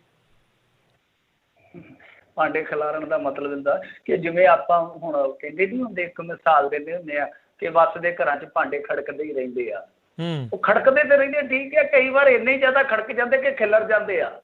ਮਾਂ ਅਲੱਗ ਬਾਪੂ ਅਲੱਗ, ਕੰਧ ਆ ਜਾਂਦੀ ਆ, ਵਿਚਾਲੇ ਮਾਂ ਬਾਪ ਅੱਡ ਹੋ ਜਾਂਦੇ ਆ, ਤਾਂ ਖਿਲਰ ਗਏ ਨਾ ਭਾਂਡੇ, ਤੇ ਥਾਲੀਆਂ ਕੌਲੀਆਂ ਵੀ ਵੰਡੀਆਂ ਜਾਂਦੀਆਂ ਭਰਾਵਾਂ ਦੇ ਵਿੱਚ, ਉਹ ਕਈ ਵਾਰ ਜ਼ਿਆਦਾ ਹੀ ਖੜਕ ਜਾਂਦੇ ਆ। ਖੈਰ ਦੁਆ ਕਰਨੀ ਚਾਹੀਦੀ। ਜੁਆਇੰਟ ਫੈਮਿਲੀ ਇੱਕ ਸਾਡੀ ਬੜੀ ਅਮੀਰ ਵਿਰਾਸਤ ਸੀ, ਚਲੋ ਉਹ ਵੀ ਸਾਨੂੰ ਖੋਰਾ ਲੱਗਿਆ ਸਮਾਜਿਕ ਪੱਖ ਤੋਂ। ਖੈਰ ਦੇਖੋ, ਇਹਨਾਂ ਦੇ ਵਿੱਚ ਪਾਠਕ ਤੇ ਸਾਫ਼ ਨਜ਼ਰ ਆ ਰਿਹਾ ਜੀ। ਜਿਵੇਂ ਮਾਸਟਰ ਮੋਹਨ ਲਾਲ ਬੋਲੇ, ਮਾਸਟਰ ਮੋਹਨ ਲਾਲ ਦਾ ਜਿਹੜਾ ਸੁਰ ਸੀਗਾ ਉਹ ਇੰਨਾ ਤਿੱਖਾ ਸੀਗਾ ਕਿ ਅਸ਼ਵਨੀ ਸ਼ਰਮਾ ਜੀ ਦੇ ਬਿਲਕੁਲ ਕਲੇਜੇ 'ਚ ਲੱਗਿਆ। ਹਾਲਾਂਕਿ ਖੂਨ ਵੂਨ ਨਹੀਂ ਨਿਕਲਿਆ, ਮਤਲਬ ਕਿ ਸਿੱਧਾ ਚੁੱਭਿਆ ਉਹਨਾਂ ਨੂੰ। ਤੇ ਉਹਨਾਂ ਨੇ ਫਿਰ ਜਵਾਬ ਦਿੱਤਾ ਇਹਦਾ ਕਿ ਮਾਸਟਰ ਜੀ ਹੁਣ ਪਿਓ ਵਾਲੀ ਭੂਮਿਕਾ 'ਚੋਂ ਦਾਦੇ ਵਾਲੀ ਭੂਮਿਕਾ 'ਚ ਜਾਣ, ਮਤਲਬ ਕਿ ਮਾਰਗਦਰਸ਼ਨ ਮੰਡਲ 'ਚ ਹੀ ਚਲੇ ਜਾਣ, ਬਹੁਤੀਆਂ ਗੱਲਾਂ ਨਾ ਕਰਨ। ਕਿਉਂਕਿ ਉਹਨੇ ਇੱਥੋਂ ਤੱਕ ਕਹਿ ਦਿੱਤਾ ਸੀ ਮਾਸਟਰ ਜੀ ਨੇ ਕਿ ਵੇਖੋ ਜੀ, ਇਹਦੇ ਹੁੰਦਿਆਂ ਪ੍ਰਧਾਨ ਹੁੰਦਿਆਂ ਮੈਨੂੰ ਦੁਬਾਰਾ ਟਿਕਟ ਨਹੀਂ ਜੇ ਮਿਲਣੀ। ਬੋਲਦੇ ਬੜਾ ਵਿਵਾਕ ਨੇ ਉਹ, ਤੇ ਕਿਸਾਨਾਂ ਦੇ ਪ੍ਰਤੀ ਉਹਨਾਂ ਦੇ ਸੁਰ ਜਿਹੜੇ ਆ ਹਮੇਸ਼ਾ ਨਰਮ ਰਹੇ ਆ। ਡਿਬੇਟ ਦੇ ਵਿੱਚ ਇੱਕ ਮਾਸਟਰ ਮੋਹਨ ਲਾਲ ਜੀ ਹੈ, ਜਿਨ੍ਹਾਂ ਨੂੰ ਮੇਰੇ ਖਿਆਲ ਦੇ ਨਾਲ ਕਿਸਾਨਾਂ ਨੇ ਵੀ ਥੋੜ੍ਹਾ ਕਹਿ ਲਓ ਕਿ ਸਤਿਕਾਰ ਦਿੱਤਾ ਵਾ, ਕਿ ਬਹੁਤਾ ਜ਼ਿਆਦਾ ਉਹਨਾਂ ਨੂੰ ਨਹੀਂ ਲਿਆ ਗਿਆ ਜਿਸ ਤਰ੍ਹਾਂ ਦੂਜਿਆਂ ਨੂੰ ਲਿਆ ਗਿਆ, ਕਿਉਂਕਿ ਇੱਕ ਤੇ ਉਹ ਬਜ਼ੁਰਗ ਨੇ, ਦੂਸਰਾ ਕਿ ਡਿਬੇਟ ਦੇ ਵਿੱਚ ਵੀ ਬਹਿੰਦੇ ਆ ਉਹ ਅੰਨਾ ਇੱਕ ਕਹਿ ਲਈਏ ਕਿ ਤਰਕਵਾਦੀ ਰਵੱਈਆ ਜਿਹੜਾ ਉਹ ਅਖਤਿਆਰ ਨਹੀਂ ਕਰਦੇ। ਖੈਰ ਦੂਜੇ ਪਾਸੇ ਜਿਹੜੇ ਇਹਨਾਂ ਦੇ ਹੈਗੇ ਆ KD ਭੰਡਾਰੀ, ਉਹ ਮੇਰੇ ਖਿਆਲ ਦੇ ਨਾਲ ਚੀਫ ਪਾਰਲੀਮੈਂਟ ਸੈਕਟਰੀ ਵੀ ਰਹੇ ਆ, ਉਹ ਵੀ ਕਿਸਾਨਾਂ ਦੇ ਹੱਕ 'ਚ ਆ ਗਏ। ਉਹ ਕਹਿੰਦੇ ਕਿ ਜੇ ਕਿਸਾਨ ਨਹੀਂ ਹੈ ਤੇ ਇੱਥੇ ਪੰਜਾਬ ਨਹੀਂ ਹੈ ਭਾਈ, ਕੀ ਕਰੀਏ, ਸਾਨੂੰ ਖਲੋਣਾ ਚਾਹੀਦਾ। ਬਹੁਤ ਜ਼ਿਆਦਾ ਇਹਨਾਂ ਦੇ ਭਾਂਡੇ ਖਿਲਰ ਗਏ ਨੇ, ਬਹੁਤ ਜ਼ਿਆਦਾ। KD ਭੰਡਾਰੀ ਵੀ ਆ ਗਿਆ। ਕਿ ਜੋਸ਼ੀ ਵਾਲੇ ਮਾਮਲੇ ਦੇ ਵਿੱਚ ਤੇ ਹੁਣ ਦੇਖੋ, ਅੰਮ੍ਰਿਤਸਰ ਤੋਂ ਉਥੋਂ ਇੱਕ ਸੱਜਣ ਦੱਸ ਰਹੇ ਸੀ ਮੈਨੂੰ ਮੀਡੀਆ ਵਾਲੇ, ਉਹ ਕਹਿੰਦੇ ਕਿ ਕੱਲ ਇਹਨਾਂ ਦੀ ਸੀ ਮੀਟਿੰਗ ਦੇ ਵਿੱਚ ਜੋ ਹੋਇਆ ਉਹ ਦੱਸਦੇ, ਉਹ ਕਹਿੰਦੇ ਕਿ ਬਸ ਇੱਕ ਛਿੱਤਰ ਨਹੀਂ ਮਾਰੇ ਇੱਕ ਦੂਜਿਆਂ ਦੇ ਇਹਨਾਂ ਨੇ। ਕਿਉਂਕਿ ਉੱਥੇ ਜਦੋਂ ਜਿਹੜਾ ਜ਼ਿਲ੍ਹਾ ਪ੍ਰਧਾਨ ਸੀਗਾ, ਸ਼ਾਇਦ ਗੁਪਤਾ ਜੀ ਹੈ, ਤੇ ਉਹ ਕਹਿੰਦੇ ਆ ਕਿ ਉਹ ਜਦੋਂ ਮੀਟਿੰਗ ਲੈ ਰਿਹਾ ਸੀਗਾ, ਇਹਨਾਂ ਦਾ ਇੰਨਾ ਜ਼ਿਆਦਾ ਰਫੜ ਵਧਿਆ ਕਿ ਕੁਛ ਲੋਕ ਕਹਿੰਦੇ ਕਿ ਜੋਸ਼ੀ ਨੂੰ ਭਾਈ ਮਨਾਇਆ ਜਾਣਾ ਚਾਹੀਦਾ ਹੈ, ਇਲੈਕਸ਼ਨ ਆ ਰਹੇ ਆ। ਪਰ ਇੱਕ ਧੜਾ ਵਿੱਚ ਉੱਠ ਖਲੋਤਾ, ਉਹ ਕਹਿੰਦੇ ਆ ਕਿ ਜੋਸ਼ੀ ਜਿਹੜਾ ਆ ਉਹ ਬੰਦਾ ਆ ਜਿਹਦੇ ਤੋਂ ਆਪਣੇ ਵਾਰਡ ਨਹੀਂ ਜਿੱਤੇ ਜਾਂਦੇ, ਉੱਥੇ ਤੇ ਹਾਰ ਜਾਂਦਾ ਆ। ਪਾਰਟੀ ਨੇ ਇੰਨਾ ਕੁਛ ਦਿੱਤਾ, ਮੰਤਰੀ ਬਣਾਇਆ, ਇਹ ਸਾਡੇ ਨਾਲ ਨਹੀਂ ਖਲੋਂਦਾ, ਅਸੀਂ ਇਹਦੇ ਨਾਲ ਨਹੀਂ ਖਲੋਣਾ। ਇੱਥੋਂ ਇੰਨੀ ਤਲਖੀ ਹੋਈ ਆ ਕਿ ਇੱਕ ਦੂਜੇ ਦੇ ਭੇਤ ਖੋਲ੍ਹਣ ਤੱਕ ਚਲੇ ਗਏ, ਇੱਕ ਦੂਜੇ ਦੇ ਜੁੰਡੇ ਪੱਟਣ ਤੱਕ ਚਲੇ ਗਏ। ਚਲੋ ਵਿੱਚ ਵਿਚਾਲੇ ਪੈ ਕੇ ਬੰਦਿਆਂ ਨੇ ਕਹਿ ਲਓ ਬਚਾਅ ਕਰ ਦਿੱਤਾ, ਪਰ ਕਹਿਣ ਦਾ ਭਾਵ ਹੈ ਜਿਹੜਾ ਤੁਸੀਂ ਸ਼ਬਦ ਇਸਤੇਮਾਲ ਕੀਤਾ ਵਾਕਿਆ ਹੀ ਉੱਦਾਂ ਹੋ ਰਿਹਾ ਕਿ ਜਿਵੇਂ ਜਿਵੇਂ ਇਲੈਕਸ਼ਨ ਨੇੜੇ ਆ ਰਿਹਾ। ਤੁਹਾਨੂੰ ਯਾਦ ਹੋਣਾ ਆਪਾਂ ਅਕਸਰ ਗੱਲ ਕਰਿਆ ਕਰਦੇ ਸੀਗੇ ਕਿ ਠੀਕ ਆ ਇਹ ਤਾਂ ਇੱਕ ਵਾਰੀ ਹੁਣ 52ਵਾਂ ਸਟੈਂਡ ਲੈ ਕੇ ਬੈਠੇ ਆ ਗਰੇਵਾਲ ਵਰਗੇ, ਜੈਨੀ ਵਰਗੇ, ਪਰ ਇਹ ਵੀ ਇੱਕ ਮੌਕੇ ਤੇ ਕਿਉਂਕਿ ਗਰੇਵਾਲ ਨੂੰ ਪਤਾ ਉਹ ਕਦੇ ਪੰਜਾਬ ਤੋਂ ਜਿੱਤ ਹੀ ਨਹੀਂ ਸਕਦਾ, ਤੇ ਉਹਨੂੰ ਤੇ ਉੱਥੇ ਹੀ ਝਾਕ ਕੇ ਆ ਕਿ ਕੱਲ ਨੂੰ ਕਿਸੇ ਕਮਿਸ਼ਨ ਦਾ ਚੇਅਰਮੈਨ ਵਗੈਰਾ ਲਾ ਦੇਣਗੇ ਤੇ ਚਲੋ ਠੀਕ ਹੈ ਗੱਡੀ ਵੱਡੀ ਮਿਲ ਜਾਏਗੀ। ਤਾਂ ਦੂਸਰੇ ਪਾਸੇ ਜੇ ਆਪਾਂ ਦੇਖੀਏ ਦੂਜੇ ਜਿਹੜੇ ਆਗੂ ਆ ਜਿਨ੍ਹਾਂ ਦਾ ਕਹਿ ਲਓ ਕਿ ਲੈਣ ਦੇਣ ਜਾਂ ਸਰੋਕਾਰ ਜਿਹੜਾ ਆ ਉਹ ਕਿਸਾਨਾਂ ਦੇ ਨਾਲ ਆ, ਵੋਟਾਂ ਦਾ ਜਾਂ ਕਾਰੋਬਾਰ ਦਾ ਕੁਛ ਵੀ ਹੋ ਸਕਦਾ ਹੈ, ਤਾਂ ਉਹਨਾਂ ਦੇ ਵਿੱਚ ਬੇਚੈਨੀ ਵੱਧ ਰਹੀ ਹੈ ਕਿ ਚਲੋ ਆਹ ਮਹੀਨੇ ਤਾਂ ਲੰਘ ਗਿਆ, ਘਰੇ ਬੈਠੇ ਨੇ, ਠੀਕ ਆ। ਪਰੰਤੂ ਹੁਣ ਜਦ 2022 ਦਾ ਇਲੈਕਸ਼ਨ ਆਏਗਾ ਜਾਂ ਤਾਂ ਪੋਲੀਟੀਕਲ ਕੈਰੀਅਰ ਹੈ ਜਿਹੜਾ ਦਾਅ ਤੇ ਲੱਗ ਜਾਏਗਾ, ਤੇ ਜੇ ਬਚਾਉਣਾ ਫਿਰ ਲੋਕਾਂ ਨੇ ਬਚਾਉਣਾ, ਲੋਕਾਂ ਦੇ ਵਿੱਚ ਜਾਣਾ ਪੈਣਾ, ਤੇ ਜਾਈਏ ਅਸੀਂ ਕਿਹੜਾ ਮੂੰਹ ਲੈ ਕੇ। ਸੋ ਇਸ ਕਰਕੇ ਆਪਾਂ ਅਕਸਰ ਜਿਹੜੀ ਗੱਲ ਕਰਿਆ ਕਰਦੇ ਸੀਗੇ ਕਿ ਜਿਵੇਂ ਜਿਵੇਂ ਇਲੈਕਸ਼ਨ ਆਏਗਾ ਸੁਰ ਤਿਵੇਂ ਤਿਵੇਂ ਇਹਨਾਂ ਦੇ ਕਮਜ਼ੋਰ ਪੈਣਗੇ। ਬਹੁਤ ਸਾਰੇ ਆਗੂ ਜਿਹੜੇ ਬੇਚੈਨ ਹੋਣਗੇ, ਔਰ ਬਹੁਤ ਸਾਰੇ ਆਗੂਆਂ ਦੇ ਵਿੱਚੋਂ ਕੁਛ ਆਗੂ ਉਹ ਵੀ ਹੋ ਸਕਦੇ ਆ ਜਿਹੜੇ ਇਸ ਛਤਰੀ ਤੋਂ ਉੱਡ ਜਾਣ, ਤੇ ਫਿਰ ਇਹ ਗਾਣਾ ਗਾਉਣ ਮਿੱਤਰਾਂ ਦੀ ਛਤਰੀ ਤੋਂ ਉੱਡ ਗਏ। ਤਾਂ ਮਤਲਬ ਇਹ ਆ ਕਿ ਛਤਰੀ ਵੀ ਛੱਡ ਸਕਦੇ ਆ। ਸੋ ਇਹ ਜਿਹੜੀ ਬੇਚੈਨੀ ਆ ਉਹ 2022 ਕਰਕੇ ਨਜ਼ਰ ਆ ਰਹੀ ਹੈ, ਪਰ ਬਿਲਕੁਲ ਪਰਫੈਕਟ ਐਗਜ਼ਾਮਪਲ ਦਿੱਤੀ ਹੈ ਤੁਸੀਂ ਕਿ ਭਾਂਡੇ ਖੜਕ ਹੀ ਨਹੀਂ ਰਹੇ, ਭਾਂਡੇ ਖਿੱਲਰ ਵੀ ਰਹੇ। ਜੀ ਜੀ ਬਿਲਕੁਲ। ਤੇ ਅਗਲੀ ਜਿਹੜੀ ਮਿੰਟੂ ਜੀ ਆਪਾਂ ਗੱਲ ਕਰੀਏ, ਪੰਜਾਬ ਦੇ ਖਿਡਾਰੀ ਵੀ ਕਰੋਨਾ ਨੇ ਰੋਲ ਦਿੱਤੇ।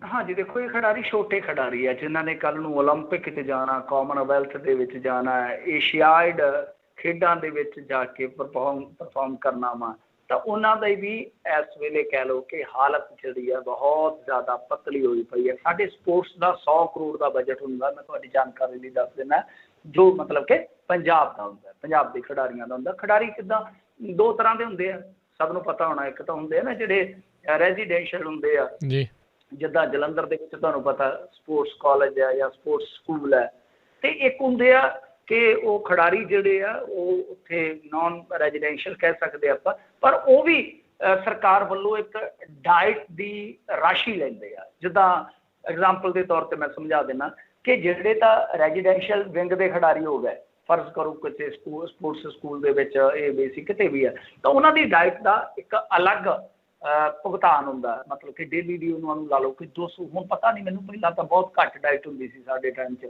ਤਾਂ ਹੁਣ ਸ਼ਾਇਦ 200 ਹੈ, ਹੋ ਸਕਦਾ ਵਧਾ ਵੀ ਦਿੱਤੀ ਹੋਵੇ। ਤਾਂ ਉਹ ਇੱਕ ਤਰ੍ਹਾਂ ਨਾਲ 200 ਹੀ ਆਪਾਂ ਮੰਨ ਲੈਂਦੇ ਹਾਂ ਕਿ 200 ਰੁਪਈਆ ਉਹ ਹੁੰਦਾ ਰੈਜ਼ੀਡੈਂਸ਼ੀਅਲ ਦਾ, ਤੇ ਜਿਹੜਾ ਨਾਨ ਰੈਜ਼ੀਡੈਂਸ਼ੀਅਲ ਹੁੰਦਾ ਉਹਨੂੰ ਇਹ ਡਾਇਟ ਦਾ ਦਿੰਦੇ ਨੇ 100 ਰੁਪਈਆ ਡੇਲੀ ਦਾ। ਤਾਂ ਇਸ ਤਰ੍ਹਾਂ ਡਾਇਟ ਦੇ ਪੈਸੇ ਪੈਂਦੇ ਆ। ਚਲੋ ਦੇਖੋ ਆਪਾਂ ਵੇਖੀਏ ਤਾਂ 200 ਰੁਪਈਏ 'ਚ ਅੱਜ ਕੱਲ੍ਹ ਕੁਛ ਨਹੀਂ ਆਉਂਦਾ। ਦੁੱਧ ਜਿਹੜਾ 50 ਤੋਂ ਉੱਤੇ ਆ ਇਸ ਟਾਈਮ, ਜੇ ਪਿਓਰ ਦੁੱਧ ਲੈਣਾ, ਵੈਸੇ ਪਿਓਰ ਦੁੱਧ ਲੱਭਣਾ ਉਹ ਵੀ ਪੰਜਾਬ ਦੇ ਵਿੱਚ ਬਹੁਤ ਔਖਾ ਹੋਇਆ ਪਿਆ ਨਾ ਅੱਜ ਕੱਲ੍ਹ। ਪੰਜਾਬ ਵਰਗੇ ਸੂਬੇ 'ਚ 2 ਕਿਲੋ ਜੇ ਚੰਗਾ ਖਿਡਾਰੀ 2 ਕਿਲੋ 2.5 ਕਿਲੋ ਦੁੱਧ ਡੇਲੀ ਪੀ ਜਾਂਦਾ ਆ। ਫਿਰ ਇਸ ਤੋਂ ਇਲਾਵਾ ਦੇਖੋ ਜਿਹੜੇ ਖਿਡਾਰੀ ਆ ਉਹਨਾਂ ਨੇ ਡੇਲੀ ਪ੍ਰੋਟੀਨ ਵਾਸਤੇ ਮੀਟ ਵੀ ਖਾਣਾ ਹੁੰਦਾ, ਜੂਸ ਵੀ ਲੈਣਾ ਹੁੰਦਾ, ਅੱਜ ਕੱਲ੍ਹ ਸਪਲੀਮੈਂਟ ਵੀ ਆ, ਜਿਨ੍ਹਾਂ ਨੇ ਗਾਂ ਮੁਕਾਬਲੇ 'ਚ ਅੱਗੇ ਜਾਣਾ ਹੁੰਦਾ। ਬਹੁਤ ਜ਼ਿਆਦਾ ਡਾਇਟ ਦਾ ਖਰਚਾ ਹੈ। ਇਹ ਤੇ ਐਵੇਂ ਚਲੋ ਕਹਿ ਲਓ ਕਿ ਊਠ ਦੇ ਮੂੰਹ 'ਚ ਜੀਰੇ ਵਾਲੀ ਗੱਲ ਹੈ, ਪਰ ਫਿਰ ਵੀ ਜਿਹੜੇ ਛੋਟੇ ਘਰਾਂ ਦੇ ਖਿਡਾਰੀ ਹੁੰਦੇ ਆ ਉਹਨਾਂ ਨੂੰ ਇਸ ਰਕਮ ਤੋਂ ਥੋੜ੍ਹੀ ਜਿਹੀ ਕਿਤੇ ਨਾ ਕਿਤੇ ਰਾਹਤ ਮਿਲਦੀ ਆ। ਤਾਂ ਹੋਇਆ ਕੀ ਆ ਕਿ 14 ਮਹੀਨੇ ਹੋ ਗਏ ਖਿਡਾਰੀਆਂ ਨੂੰ ਕੋਈ ਡਾਇਟ ਨਹੀਂ ਮਿਲੀ। 14 ਮਹੀਨੇ ਮਤਲਬ ਕਿ ਜਦੋਂ ਤੋਂ ਕਰੋਨਾ ਆਇਆ ਵਾ ਉਦੋਂ ਤੋਂ ਹੀ ਉਹ ਡਾਇਟ ਦੇ ਜਿਹੜੇ ਪੈਸੇ ਆ ਉਹ ਨਹੀਂ ਮਿਲ ਰਹੇ। 17 ਕਰੋੜ ਰੁਪਈਆ ਡਾਇਟ ਦਾ ਜਾਂਦਾ ਮੇਰੇ ਖਿਆਲ ਦੇ ਨਾਲ ਹਰੇਕ ਸਾਲ। ਮੈਂ ਜਿਵੇਂ ਤੁਹਾਨੂੰ ਕਹਿੰਦਾ 100 ਕਰੋੜ ਦਾ ਓਵਰਆਲ ਬਜਟ ਹੋ ਗਿਆ। ਤੇ ਇਹਦੇ 'ਚ ਕੀ ਆ ਕਿ ਇੱਕ ਤਾਂ ਹੁਣ ਪ੍ਰੈਕਟਿਸ ਵੀ ਪ੍ਰਭਾਵਿਤ ਹੋਈ ਆ, ਸਮਝਦੇ ਹੋ ਨਾ, ਕਈ ਮੌਕਿਆਂ ਤੇ ਸਟੇਡੀਅਮ ਵਗੈਰਾ ਬੰਦ ਕਰ ਦਿੱਤੇ ਇਹਨਾਂ ਨੇ। ਦੂਜਾ ਇਹ ਆ ਕਿ ਬੰਦਾ ਆਪ ਵੀ ਡਰਦਾ, ਜਿਹੜਾ ਇਸ ਤਰ੍ਹਾਂ ਦਾ ਖਿਡਾਰੀ ਹੁੰਦਾ ਛੋਟੀ ਉਮਰ ਦਾ, ਉਹਨੂੰ ਘਰ ਵਾਲੇ ਵੀ ਰੋਕ ਦਿੰਦੇ ਆ ਕਈ ਵਾਰੀ ਕਿ ਨਹੀਂ ਮਾਹੌਲ ਠੀਕ ਨਹੀਂ ਹੈ, ਤੂੰ ਨਾ ਜਾ, ਇੱਥੇ ਘਰ ਦੇ ਵਿੱਚ ਹੀ ਤੂੰ ਪ੍ਰੈਕਟਿਸ ਵਗੈਰਾ ਕਰ ਲਾ। ਕਿ ਇੱਕ ਤਾਂ ਖੁੱਲੀ ਪ੍ਰੈਕਟਿਸ ਜਿਹੜੀ ਆ ਉਹ ਵੀ ਪ੍ਰਭਾਵਿਤ ਹੋਈ ਆ ਖਿਡਾਰੀਆਂ ਦੀ। ਦੂਜੀ ਗੱਲ ਇਹ ਕਿ ਡਾਇਟ ਨਹੀਂ ਮਿਲ ਰਹੀ, ਇਹ ਵੀ ਆਪਣੇ ਆਪ ਦੇ ਵਿੱਚ ਬਹੁਤ ਵੱਡੀ ਗੱਲ ਹੈ। ਪਰ ਇੱਥੇ ਇੱਕ ਸਵਾਲ ਉੱਠੇਗਾ ਕਿ ਦੇਖੋ ਤੁਸੀਂ ਕਹਿੰਦੇ ਹੋ ਕਿ ਘਰ ਘਰ ਰਾਸ਼ਨ, ਉਹ ਕਹਿ ਰਹੇ ਆ ਨਾ ਕੇਜਰੀਵਾਲ ਸਾਹਿਬ, ਤੁਸੀਂ ਵੀ ਪਹੁੰਚਾਉਂਦੇ ਹੋ ਰਾਸ਼ਨ। ਜੇ ਰਾਸ਼ਨ ਪਹੁੰਚਦਾ ਕੀਤਾ ਜਾ ਸਕਦਾ ਆ ਵਧੀਆ ਗੱਲ ਆ, ਪਰ ਫਿਰ ਖਿਡਾਰੀਆਂ ਦੀ ਡਾਇਟ ਕਿਉਂ ਨਹੀਂ ਪਹੁੰਚਾਈ ਜਾ ਸਕਦੀ ਬਈ? ਇਹਦੇ ਵਾਸਤੇ ਕਿੰਨੇ ਕੁ ਤੁਹਾਨੂੰ ਪ੍ਰਬੰਧ ਕਰਨੇ ਪੈਣਗੇ, ਕਿੰਨੀਆਂ ਕੁ ਰੇਲ ਗੱਡੀਆਂ ਚਲਾਉਣੀਆਂ ਪੈਣਗੀਆਂ, ਕਿੰਨੇ ਕੁ ਜਹਾਜ਼ ਮੰਗਵਾਉਣੇ ਪੈਣਗੇ?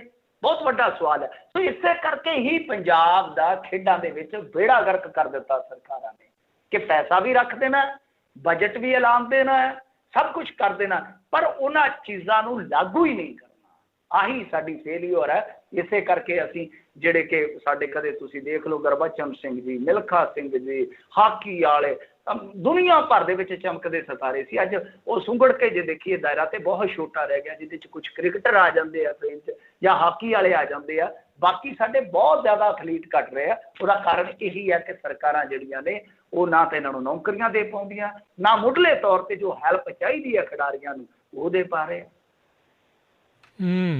ਜੀ ਜੀ।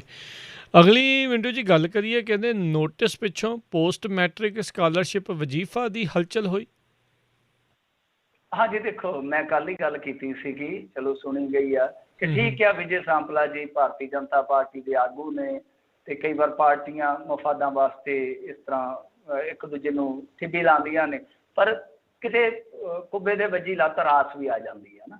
ਤੋ ਇਹਨਾਂ ਨੇ ਕੀ ਹੈ ਕਿ ਜਿਵੇਂ ਨੋਟਿਸ ਕੱਢਿਆ, ਜਿਹੜੇ ਚੀਫ ਸੈਕਟਰੀ ਹੈ ਬੀਬੀ ਵਿਨੀ ਮਹਾਜਨ ਜੀ, ਉਹਨਾਂ ਨੂੰ ਤਲਬ ਕੀਤਾ, ਨਾਲ ਦੀ ਨਾਲ ਖਬਰ ਆ ਗਈ ਕਿ ਇਹਨਾਂ ਨੇ ਆਪਣੇ ਹਿੱਸੇ ਦੀ ਜਿਹੜੀ ਬਕਾਇਆ ਰਾਸ਼ੀ ਉਹ ਦੇਣ ਦਾ ਫੈਸਲਾ ਕਰ ਲਿਆ। ਕਮਾਲ ਦੀ ਗੱਲ ਹੈ ਨਾ। ਮੈਂ ਕੱਲ ਹੀ ਸਵਾਲ ਖੜਾ ਕੀਤਾ ਸੀਗਾ, ਹਾਲਾਂਕਿ ਐਗਜ਼ੈਕਟ ਫਿਗਰ ਨਹੀਂ ਸੀ ਆਪਣੇ ਕੋਲ ਉਸ ਟਾਈਮ ਕਿ ਕਿੰਨੀ ਰਕਮ ਹੈ, ਕਿੰਨੀ ਬਾਕੀ ਹੈ, ਕਿਉਂਕਿ ਇਹ ਸਕੀਮ ਜਿਹੜੀ ਬਦਲ ਗਈ ਸੀ, ਪਹਿਲਾਂ 60-40 ਤੇ ਚੱਲਦੀ ਹੁੰਦੀ ਸੀ, ਬਾਅਦ ਦੇ ਵਿੱਚ ਮਤਲਬ ਕਿ ਲਾਇਬਿਲਿਟੀ ਜਿਹੜੀ ਹੈ ਸਟੇਟ ਦੀ ਉਹ ਵੱਧ ਗਈ। ਤਾਂ ਕਹਿਣ ਦਾ ਭਾਵ ਇਹ ਆ ਕਿ ਜਿੱਦਾਂ ਹੀ ਉਹਨਾਂ ਨੇ ਇਹਨਾਂ ਨੂੰ ਤਲਬ ਕੀਤਾ ਕਿ ਲੈ ਕੇ ਰਿਕਾਰਡ ਆ ਜਾਓ, ਕੇਂਦਰ ਸਰਕਾਰ ਦਾ ਰਿਕਾਰਡ ਸਾਡੇ ਕੋਲ ਆ, ਜੇ ਤੁਸੀਂ ਆਖੋਗੇ ਬਾਅਦ ਦੇ ਵਿੱਚ ਅਫਸਰ ਅਸੀਂ ਫਿਰ ਤਲਬ ਕਰ ਲਾਂਗੇ ਉਹਨਾਂ ਦੇ, ਤੇ ਤੁਸੀਂ ਆਪਣਾ ਰਿਕਾਰਡ ਲੈ ਕੇ ਆਓ, ਉਵੇਂ ਨਾਲ ਦੀ ਨਾਲ ਹੀ ਹੁਣ ਵਿਨੀ ਮਹਾਜਨ, ਮੈਂ ਤੁਹਾਨੂੰ ਕਿਹਾ ਸੀਗਾ ਨਾ ਸਰਕਾਰ ਉੱਤੇ ਸਰਕਾਰ, ਤਾਂ ਇਹ ਆ ਸਰਕਾਰ ਦਾ ਜ਼ੋਰ। ਮੀਆਂ ਬੀਬੀ ਦੀ ਸਰਕਾਰ ਇੰਨੀ ਜ਼ਬਰਦਸਤ ਪੋਜੀਸ਼ਨ ਤੇ ਹੈ ਕਿ ਹਿਸਾਬ ਲਾ ਲਓ, ਵਿਨੀ ਮਹਾਜਨ ਜੀ ਨੂੰ ਤਲਬ ਕੀਤਾ ਤਾਂ ਕੁਝ ਘੰਟਿਆਂ ਬਾਅਦ ਸੈਂਕੜੇ ਕਰੋੜ ਦੀ ਰਕਮ ਜਿਹੜੀ ਆ ਜਾਰੀ ਹੋ ਗਈ ਹੈ। ਤੇ ਇਹਦੇ 'ਚ ਇੱਕ ਝੂਠ ਹੋਰ ਵੀ ਫੜਿਆ ਜਾਂਦਾ ਕਿ ਕੈਪਟਨ ਅਮਰਿੰਦਰ ਸਿੰਘ ਤੇ ਲਵ ਲੈਟਰ ਲਿਖ ਰਹੇ ਸੀਗੇ ਪਰਸੋਂ, ਉਹ ਕਹਿ ਰਹੇ ਸੀ 1500 ਕਰੋੜ ਰੁਪਈਆ ਦਿਓ ਭਾਈ ਆਪਣਾ ਹਿੱਸੇ ਦਾ। ਇਹਦਾ ਮਤਲਬ ਹੈ ਕਿ ਉਹ ਸਭ ਕੁਝ ਵਿਖਾਵਾ ਸੀ, ਜਦ ਕਿ ਤੁਸੀਂ ਤੇ ਪੈਸਾ ਦੇਣਾ ਜਿਹੜਾ ਸੀਗਾ ਉਹ ਮੰਨ ਗਏ ਹੋ ਕਿ ਤੁਸੀਂ ਆਪਣਾ ਪੈਸਾ ਜਿਹੜਾ ਉਹ ਦਿਓਗੇ। ਤਾਂ ਇਹ ਇਹਨਾਂ ਨੇ ਸਾਫ਼ ਕਰ ਦਿੱਤਾ ਕਿ ਅਸੀਂ ਆਪਣੀ ਹਿੱਸੇਦਾਰੀ ਜਿਹੜੀ ਬਣਦੀ ਆ, ਜੋ ਵੀ ਲਾਇਬਿਲਿਟੀ ਹੈ ਉਹ ਦੇਣ ਵਾਸਤੇ ਤਿਆਰ ਆ। ਸੋ ਇਹ ਖਬਰ ਜਿਹੜੀ ਆ ਜਿਸ ਟ੍ਰਿਬਿਊਨ ਦੇ ਵਿੱਚ ਛਪ ਗਈ ਆ, 2.25 ਲੱਖ ਦਲਿਤ ਵਿਦਿਆਰਥੀਆਂ ਦੇ ਰੋਲ ਨੰਬਰ ਜਿਹੜੇ ਆ ਉਹ ਜਾਰੀ ਹੋਣਗੇ। ਇਹ ਰਕਮ ਹੁਣ ਕੁੱਲ ਕਿੰਨੀ ਬਣਦੀ ਆ ਇਹ ਤੇ ਬਾਅਦ 'ਚ ਪਤਾ ਲੱਗੇਗਾ, ਪਰ ਇਹ ਮੰਨ ਗਏ ਆ ਕਿ ਅਸੀਂ ਆਪਣਾ ਹਿੱਸਾ ਜਿਹੜਾ ਜਾਰੀ ਕਰ ਦਿੰਦੇ। ਇਹਦਾ ਮਤਲਬ ਆ ਜਿਵੇਂ ਇੱਕ ਉਦੋਂ ਆਪਾਂ ਕਹਾਵਤ ਵਰਤੀ ਸੀਗੀ ਕਿ ਲੱਕੜ 'ਚ ਵਲ ਹੋਵੇ ਤੇ ਤਰਖਾਣ ਕੱਢ ਲੈਂਦਾ, ਮਤਲਬ ਕਿ ਇੱਥੇ ਸਾਫ਼ ਹੋ ਗਿਆ ਕਿ ਤਰਖਾਣ 'ਚ ਵਲ ਸੀ, ਲੱਕੜ ਨੇ ਕੱਢ ਦਿੱਤਾ। ਕਈ ਵਾਰ ਲੱਕੜ ਦਾ ਡੰਡਾ ਵੀ ਕੱਢ ਦਿੰਦਾ। ਜੀ ਬਿਲਕੁਲ ਬਿਲਕੁਲ। ਕਰੋਨਾ ਮੁਆਵਜ਼ਾ ਮਾਮਲਾ ਸੁਪਰੀਮ ਕੋਰਟ ਪਹੁੰਚਿਆ। ਹਾਂਜੀ ਦੇਖੋ, ਕਰੋਨਾ ਮੁਆਵਜ਼ਾ ਮਾਮਲਾ ਕੀ ਹੈ ਕਿ ਇੱਕ ਪਟੀਸ਼ਨ ਪਾਈ ਗਈ ਆ। ਮੈਂ ਇਸ ਗੱਲ ਦੇ ਨਾਲ ਬਿਲਕੁਲ ਸਹਿਮਤ ਹਾਂ। ਕਈ ਵਾਰ ਤਾਂ ਪਟੀਸ਼ਨਾਂ ਐਸੀਆਂ ਜਾਂਦੀਆਂ ਨੇ ਕਿ ਜੂਹੀ ਚਾਵਲਾ ਵਰਗੀ ਨੂੰ, ਬੀਬੀ ਨੂੰ ਕਈ ਲੱਖ ਜੁਰਮਾਨਾ ਵੀ ਪਾ ਦਿੱਤਾ ਜਾਂਦਾ, ਪਰ ਮੈਨੂੰ ਲੱਗਦਾ ਕਿ ਇਹਦੇ ਵਿੱਚ ਦਮ ਸੀਗਾ। ਕਿਉਂਕਿ ਦੇਖੋ, ਇਹਨਾਂ ਨੇ ਕਿਹਾ, ਜੋ ਇਹਨਾਂ ਦਾ ਮੂਲ ਮਜ਼ਮੂਨ ਆ ਪਟੀਸ਼ਨ ਦਾ, ਕਿ ਡਿਜ਼ਾਸਟਰ ਮੈਨੇਜਮੈਂਟ ਐਕਟ ਦੀ ਧਾਰਾ 12 ਹੈ ਨਾ ਜਿਹੜੀ, ਉਹਦੇ 'ਚ ਜਿਹੜੀ ਵੀ ਵਿਪਤਾ ਆਉਂਦੀ, ਕੁਦਰਤੀ ਵਿਪਤਾ ਆਉਂਦੀ ਆ, ਤੈਨੂੰ ਆਪਾਂ ਕਿਉਂਕਿ ਸਾਰੇ ਦੇਸ਼ ਨੂੰ ਡੀਲ ਕਿਵੇਂ ਕੀਤਾ ਜਾ ਰਿਹਾ, ਨੈਸ਼ਨਲ ਡਿਜ਼ਾਸਟਰ ਮੈਨੇਜਮੈਂਟ ਐਕਟ ਦੇ ਤਹਿਤ। ਵੈਸੇ ਤੇ ਆਪਾਂ ਨੂੰ ਘਰੋਂ ਨਿਕਲ ਤੋਂ ਕੋਈ ਰੋਕ ਸਕਦਾ? ਨਹੀਂ ਰੋਕ ਸਕਦਾ, ਕਿਉਂਕਿ ਆਪਣੀ ਆਜ਼ਾਦੀ ਆ, ਫੰਡਾਮੈਂਟਲ ਰਾਈਟ ਆ। ਤੁਹਾਨੂੰ ਕੋਈ ਕਹਿ ਦੇਵੇ ਕਿ ਹਾਂ ਭਾਈ ਰਾਜ ਕਰਨਵੀਰ ਸਿੰਘ ਜੀ ਤੁਸੀਂ ਆਏ ਹੋ ਆਪਦੇ ਘਰ ਤੇ ਤੁਸੀਂ ਬਾਹਰ ਨਹੀਂ ਨਿਕਲਣਾ, ਤੁਸੀਂ ਜਦ ਹੀ ਕਹੋਗੇ ਕਿ ਨਹੀਂ ਮੇਰਾ ਅਧਿਕਾਰ ਆ, ਮੈਂ ਕਿਤੇ ਵੀ ਜਾ ਸਕਦਾ। ਪਰ ਜੇ ਨੈਸ਼ਨਲ ਡਿਜ਼ਾਸਟਰ ਮੈਨੇਜਮੈਂਟ ਐਕਟ ਲਾਗੂ ਹੋ ਜਾਂਦਾ ਤਾਂ ਉਹਦੇ ਵਿੱਚ ਜੇ ਤੁਸੀਂ ਕੋਈ ਨਿਯਮ ਤੋੜਦੇ ਹੋ, ਦੈਨ ਆਪਾਂ ਪਾਇਆ ਹੀ ਨਾ ਕਿ ਜਿਵੇਂ ਸਿੱਧੂ ਮੂਸੇ ਵਾਲੇ ਤੇ ਪਰਚਾ ਦਰਜ ਹੋਇਆ ਸੀ 188 ਧਾਰਾ ਤੇ, ਉਹ ਧਾਰਾ ਲੱਗ ਜਾਂਦੀ ਹੈ। ਜਿਵੇਂ ਕਰਫਿਊ ਦੀ ਇੱਕ ਵੱਖਰੀ ਧਾਰਾ ਹੁੰਦੀ ਹੈ, ਇਸੇ ਤਰ੍ਹਾਂ ਇਹ ਮੈਨੇਜਮੈਂਟ ਐਕਟ ਆ, ਤਾਂ ਉਹਦੀ ਧਾਰਾ ਦੇ ਵਿੱਚ ਜਿਹੜੀ 12 ਹੈ ਉਹ ਮਤਲਬ ਕਿ ਪ੍ਰੋਵੀਜ਼ਨ ਜਿਹੜੀ ਹੈ ਉਹਦੇ 'ਚ ਮੁਆਵਜ਼ੇ ਦਾ ਪ੍ਰਬੰਧ ਕੀਤਾ ਗਿਆ। ਤਾਂ ਇਸੇ ਕਰਕੇ ਸੁਪਰੀਮ ਕੋਰਟ ਦੇ ਵਿੱਚ ਪਟੀਸ਼ਨ ਪਾਈ ਗਈ ਆ ਤੇ ਹੁਣ ਇਹਨਾਂ ਨੇ ਕਿਹਾ ਕਿ 10 ਦਿਨ ਦੇ ਅੰਦਰ ਅੰਦਰ ਭਾਈ ਫੈਸਲਾ ਲਓ। 4 ਲੱਖ ਰੁਪਏ ਮੁਆਵਜ਼ੇ ਦਾ ਮਸਲਾ ਕਿ ਜੋ ਵੀ ਬੰਦਾ ਕਰੋਨਾ ਨਾਲ ਮਰਦਾ ਉਹਨੂੰ 4 ਲੱਖ ਮੁਆਵਜ਼ਾ ਦਿਓ। ਤੇ ਮੈਂ ਬਿਲਕੁਲ ਇਸ ਗੱਲ ਨਾਲ ਸਹਿਮਤ ਦੇਣਾ ਚਾਹੀਦਾ, ਕਿਉਂਕਿ ਕਰੋਨਾ ਕਾਤਲ ਹੈ। ਕੋਈ ਬੰਦਾ ਮਰ ਰਿਹਾ ਹੈ, ਉਹਦਾ ਘਰ ਉੱਜੜ ਗਿਆ, ਉਹਦੇ ਬੱਚੇ ਅਨਾਥ ਹੋ ਗਏ ਨੇ, ਉਹਦੇ 'ਚ ਉਹਦਾ ਕੋਈ ਕਸੂਰ ਨਹੀਂ ਹੈ। ਜਦ ਤੁਸੀਂ ਡਿਜ਼ਾਸਟਰ ਮੈਨੇਜਮੈਂਟ ਐਕਟ ਦੇ ਤਹਿਤ ਡੀਲ ਕਰ ਰਹੇ ਹੋ ਤਾਂ ਫਿਰ ਤੁਹਾਨੂੰ ਮੁਆਵਜ਼ਾ ਦੇਣਾ ਬਣਦਾ ਹੈ ਧਾਰਾ 12 ਦੇ ਤਹਿਤ। ਪਰ ਜੇ ਲਾਗੂ ਵੀ ਹੋ ਗਿਆ ਨਾ ਰਾਜ ਕਰਨਵੀਰ ਸਿੰਘ ਜੀ, ਤੁਸੀਂ ਇਹਨਾਂ ਦੀ ਚਲਾਕੀ ਮੰਨ ਜਾਓਗੇ ਜਿਹੜੀ ਮੈਂ ਤੁਹਾਨੂੰ ਦੱਸਣ ਲੱਗਿਆ ਕਿ ਇਹਨਾਂ ਨੂੰ ਕੋਈ ਫਰਕ ਨਹੀਂ ਪੈਣਾ। ਕਿਉਂਕਿ ਇਹ ਜਿੰਨੇ ਵੀ ਬੰਦੇ ਮਰੇ ਆ ਕਰੋਨਾ ਨਾਲ, ਉਹਨਾਂ ਦੇ ਡੈਥ ਸਰਟੀਫਿਕੇਟ ਤੇ ਮੌਤ ਦਾ ਕਾਰਨ ਹੀ ਨਹੀਂ ਲਿਖਦੇ। ਇਹ ਇੰਡੀਆ ਸਰਕਾਰ ਦੀ ਸਭ ਤੋਂ ਵੱਡੀ ਚਲਾਕੀ ਹੈ। ਮਤਲਬ ਗਾਂ ਜਿਹੜੇ ਮਰਨਗੇ ਉਹਨਾਂ ਨੂੰ ਤੇ ਭਾਵੇਂ ਮੁਆਵਜ਼ਾ ਦੇਣਾ ਪੈ ਜਾਵੇ, ਪਰ ਜਿਹੜੇ ਸੰਸਕਾਰ ਹੀ ਹੋ ਗਏ ਆ ਪ੍ਰੋਟੋਕਾਲ ਦੇ ਵਿੱਚ ਤੇ ਪਰ ਡੈਥ ਸਰਟੀਫਿਕੇਟ ਤੇ ਨਹੀਂ ਹੈਗਾ, ਪੋਸਟਮਾਰਟਮ ਹੋਏ ਨਹੀਂ, ਤੁਸੀਂ ਕਿਵੇਂ ਕਲੇਮ ਕਰੋਗੇ ਕਿ ਸਾਡਾ ਬੰਦਾ ਕਰੋਨਾ ਨਾਲ ਮਰ ਗਿਆ? ਜੀ ਜੀ, ਬਿਲਕੁਲ ਮਿੰਟੂ ਜੀ, ਇਹ ਹੇਰਾਫੇਰੀ ਇਸ ਦੌਰ ਦੇ ਵਿੱਚ ਬਹੁਤ ਚੱਲੀ ਆ।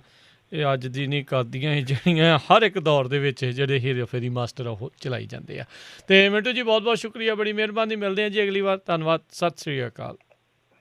ਸ਼ੁਕਰੀਆ ਜੀ, ਸਤਿ ਸ਼੍ਰੀ ਅਕਾਲ ਜੀ। ਤੇ ਸਰੋਤਿਓ, ਇੱਥੇ ਸਾਡਾ ਅੱਜ ਦਾ ਇਹ ਪ੍ਰੋਗਰਾਮ ਹੁਣ ਸਮਾਪਤ ਆ। ਮਿਲਦੇ ਹਾਂ ਅਗਲੀ ਵਾਰ, ਤੱਕ ਲਈ ਮੇਰੇ ਵੱਲੋਂ ਵੀ ਤੁਹਾਨੂੰ ਸਭ ਨੂੰ ਪਿਆਰ ਸਤਿਕਾਰ ਸਤਿ ਸ਼੍ਰੀ ਅਕਾਲ। ਸੁਣਦੇ ਰਹੋ ਪੰਜਾਬੀ ਰੇਡੀਓ USA।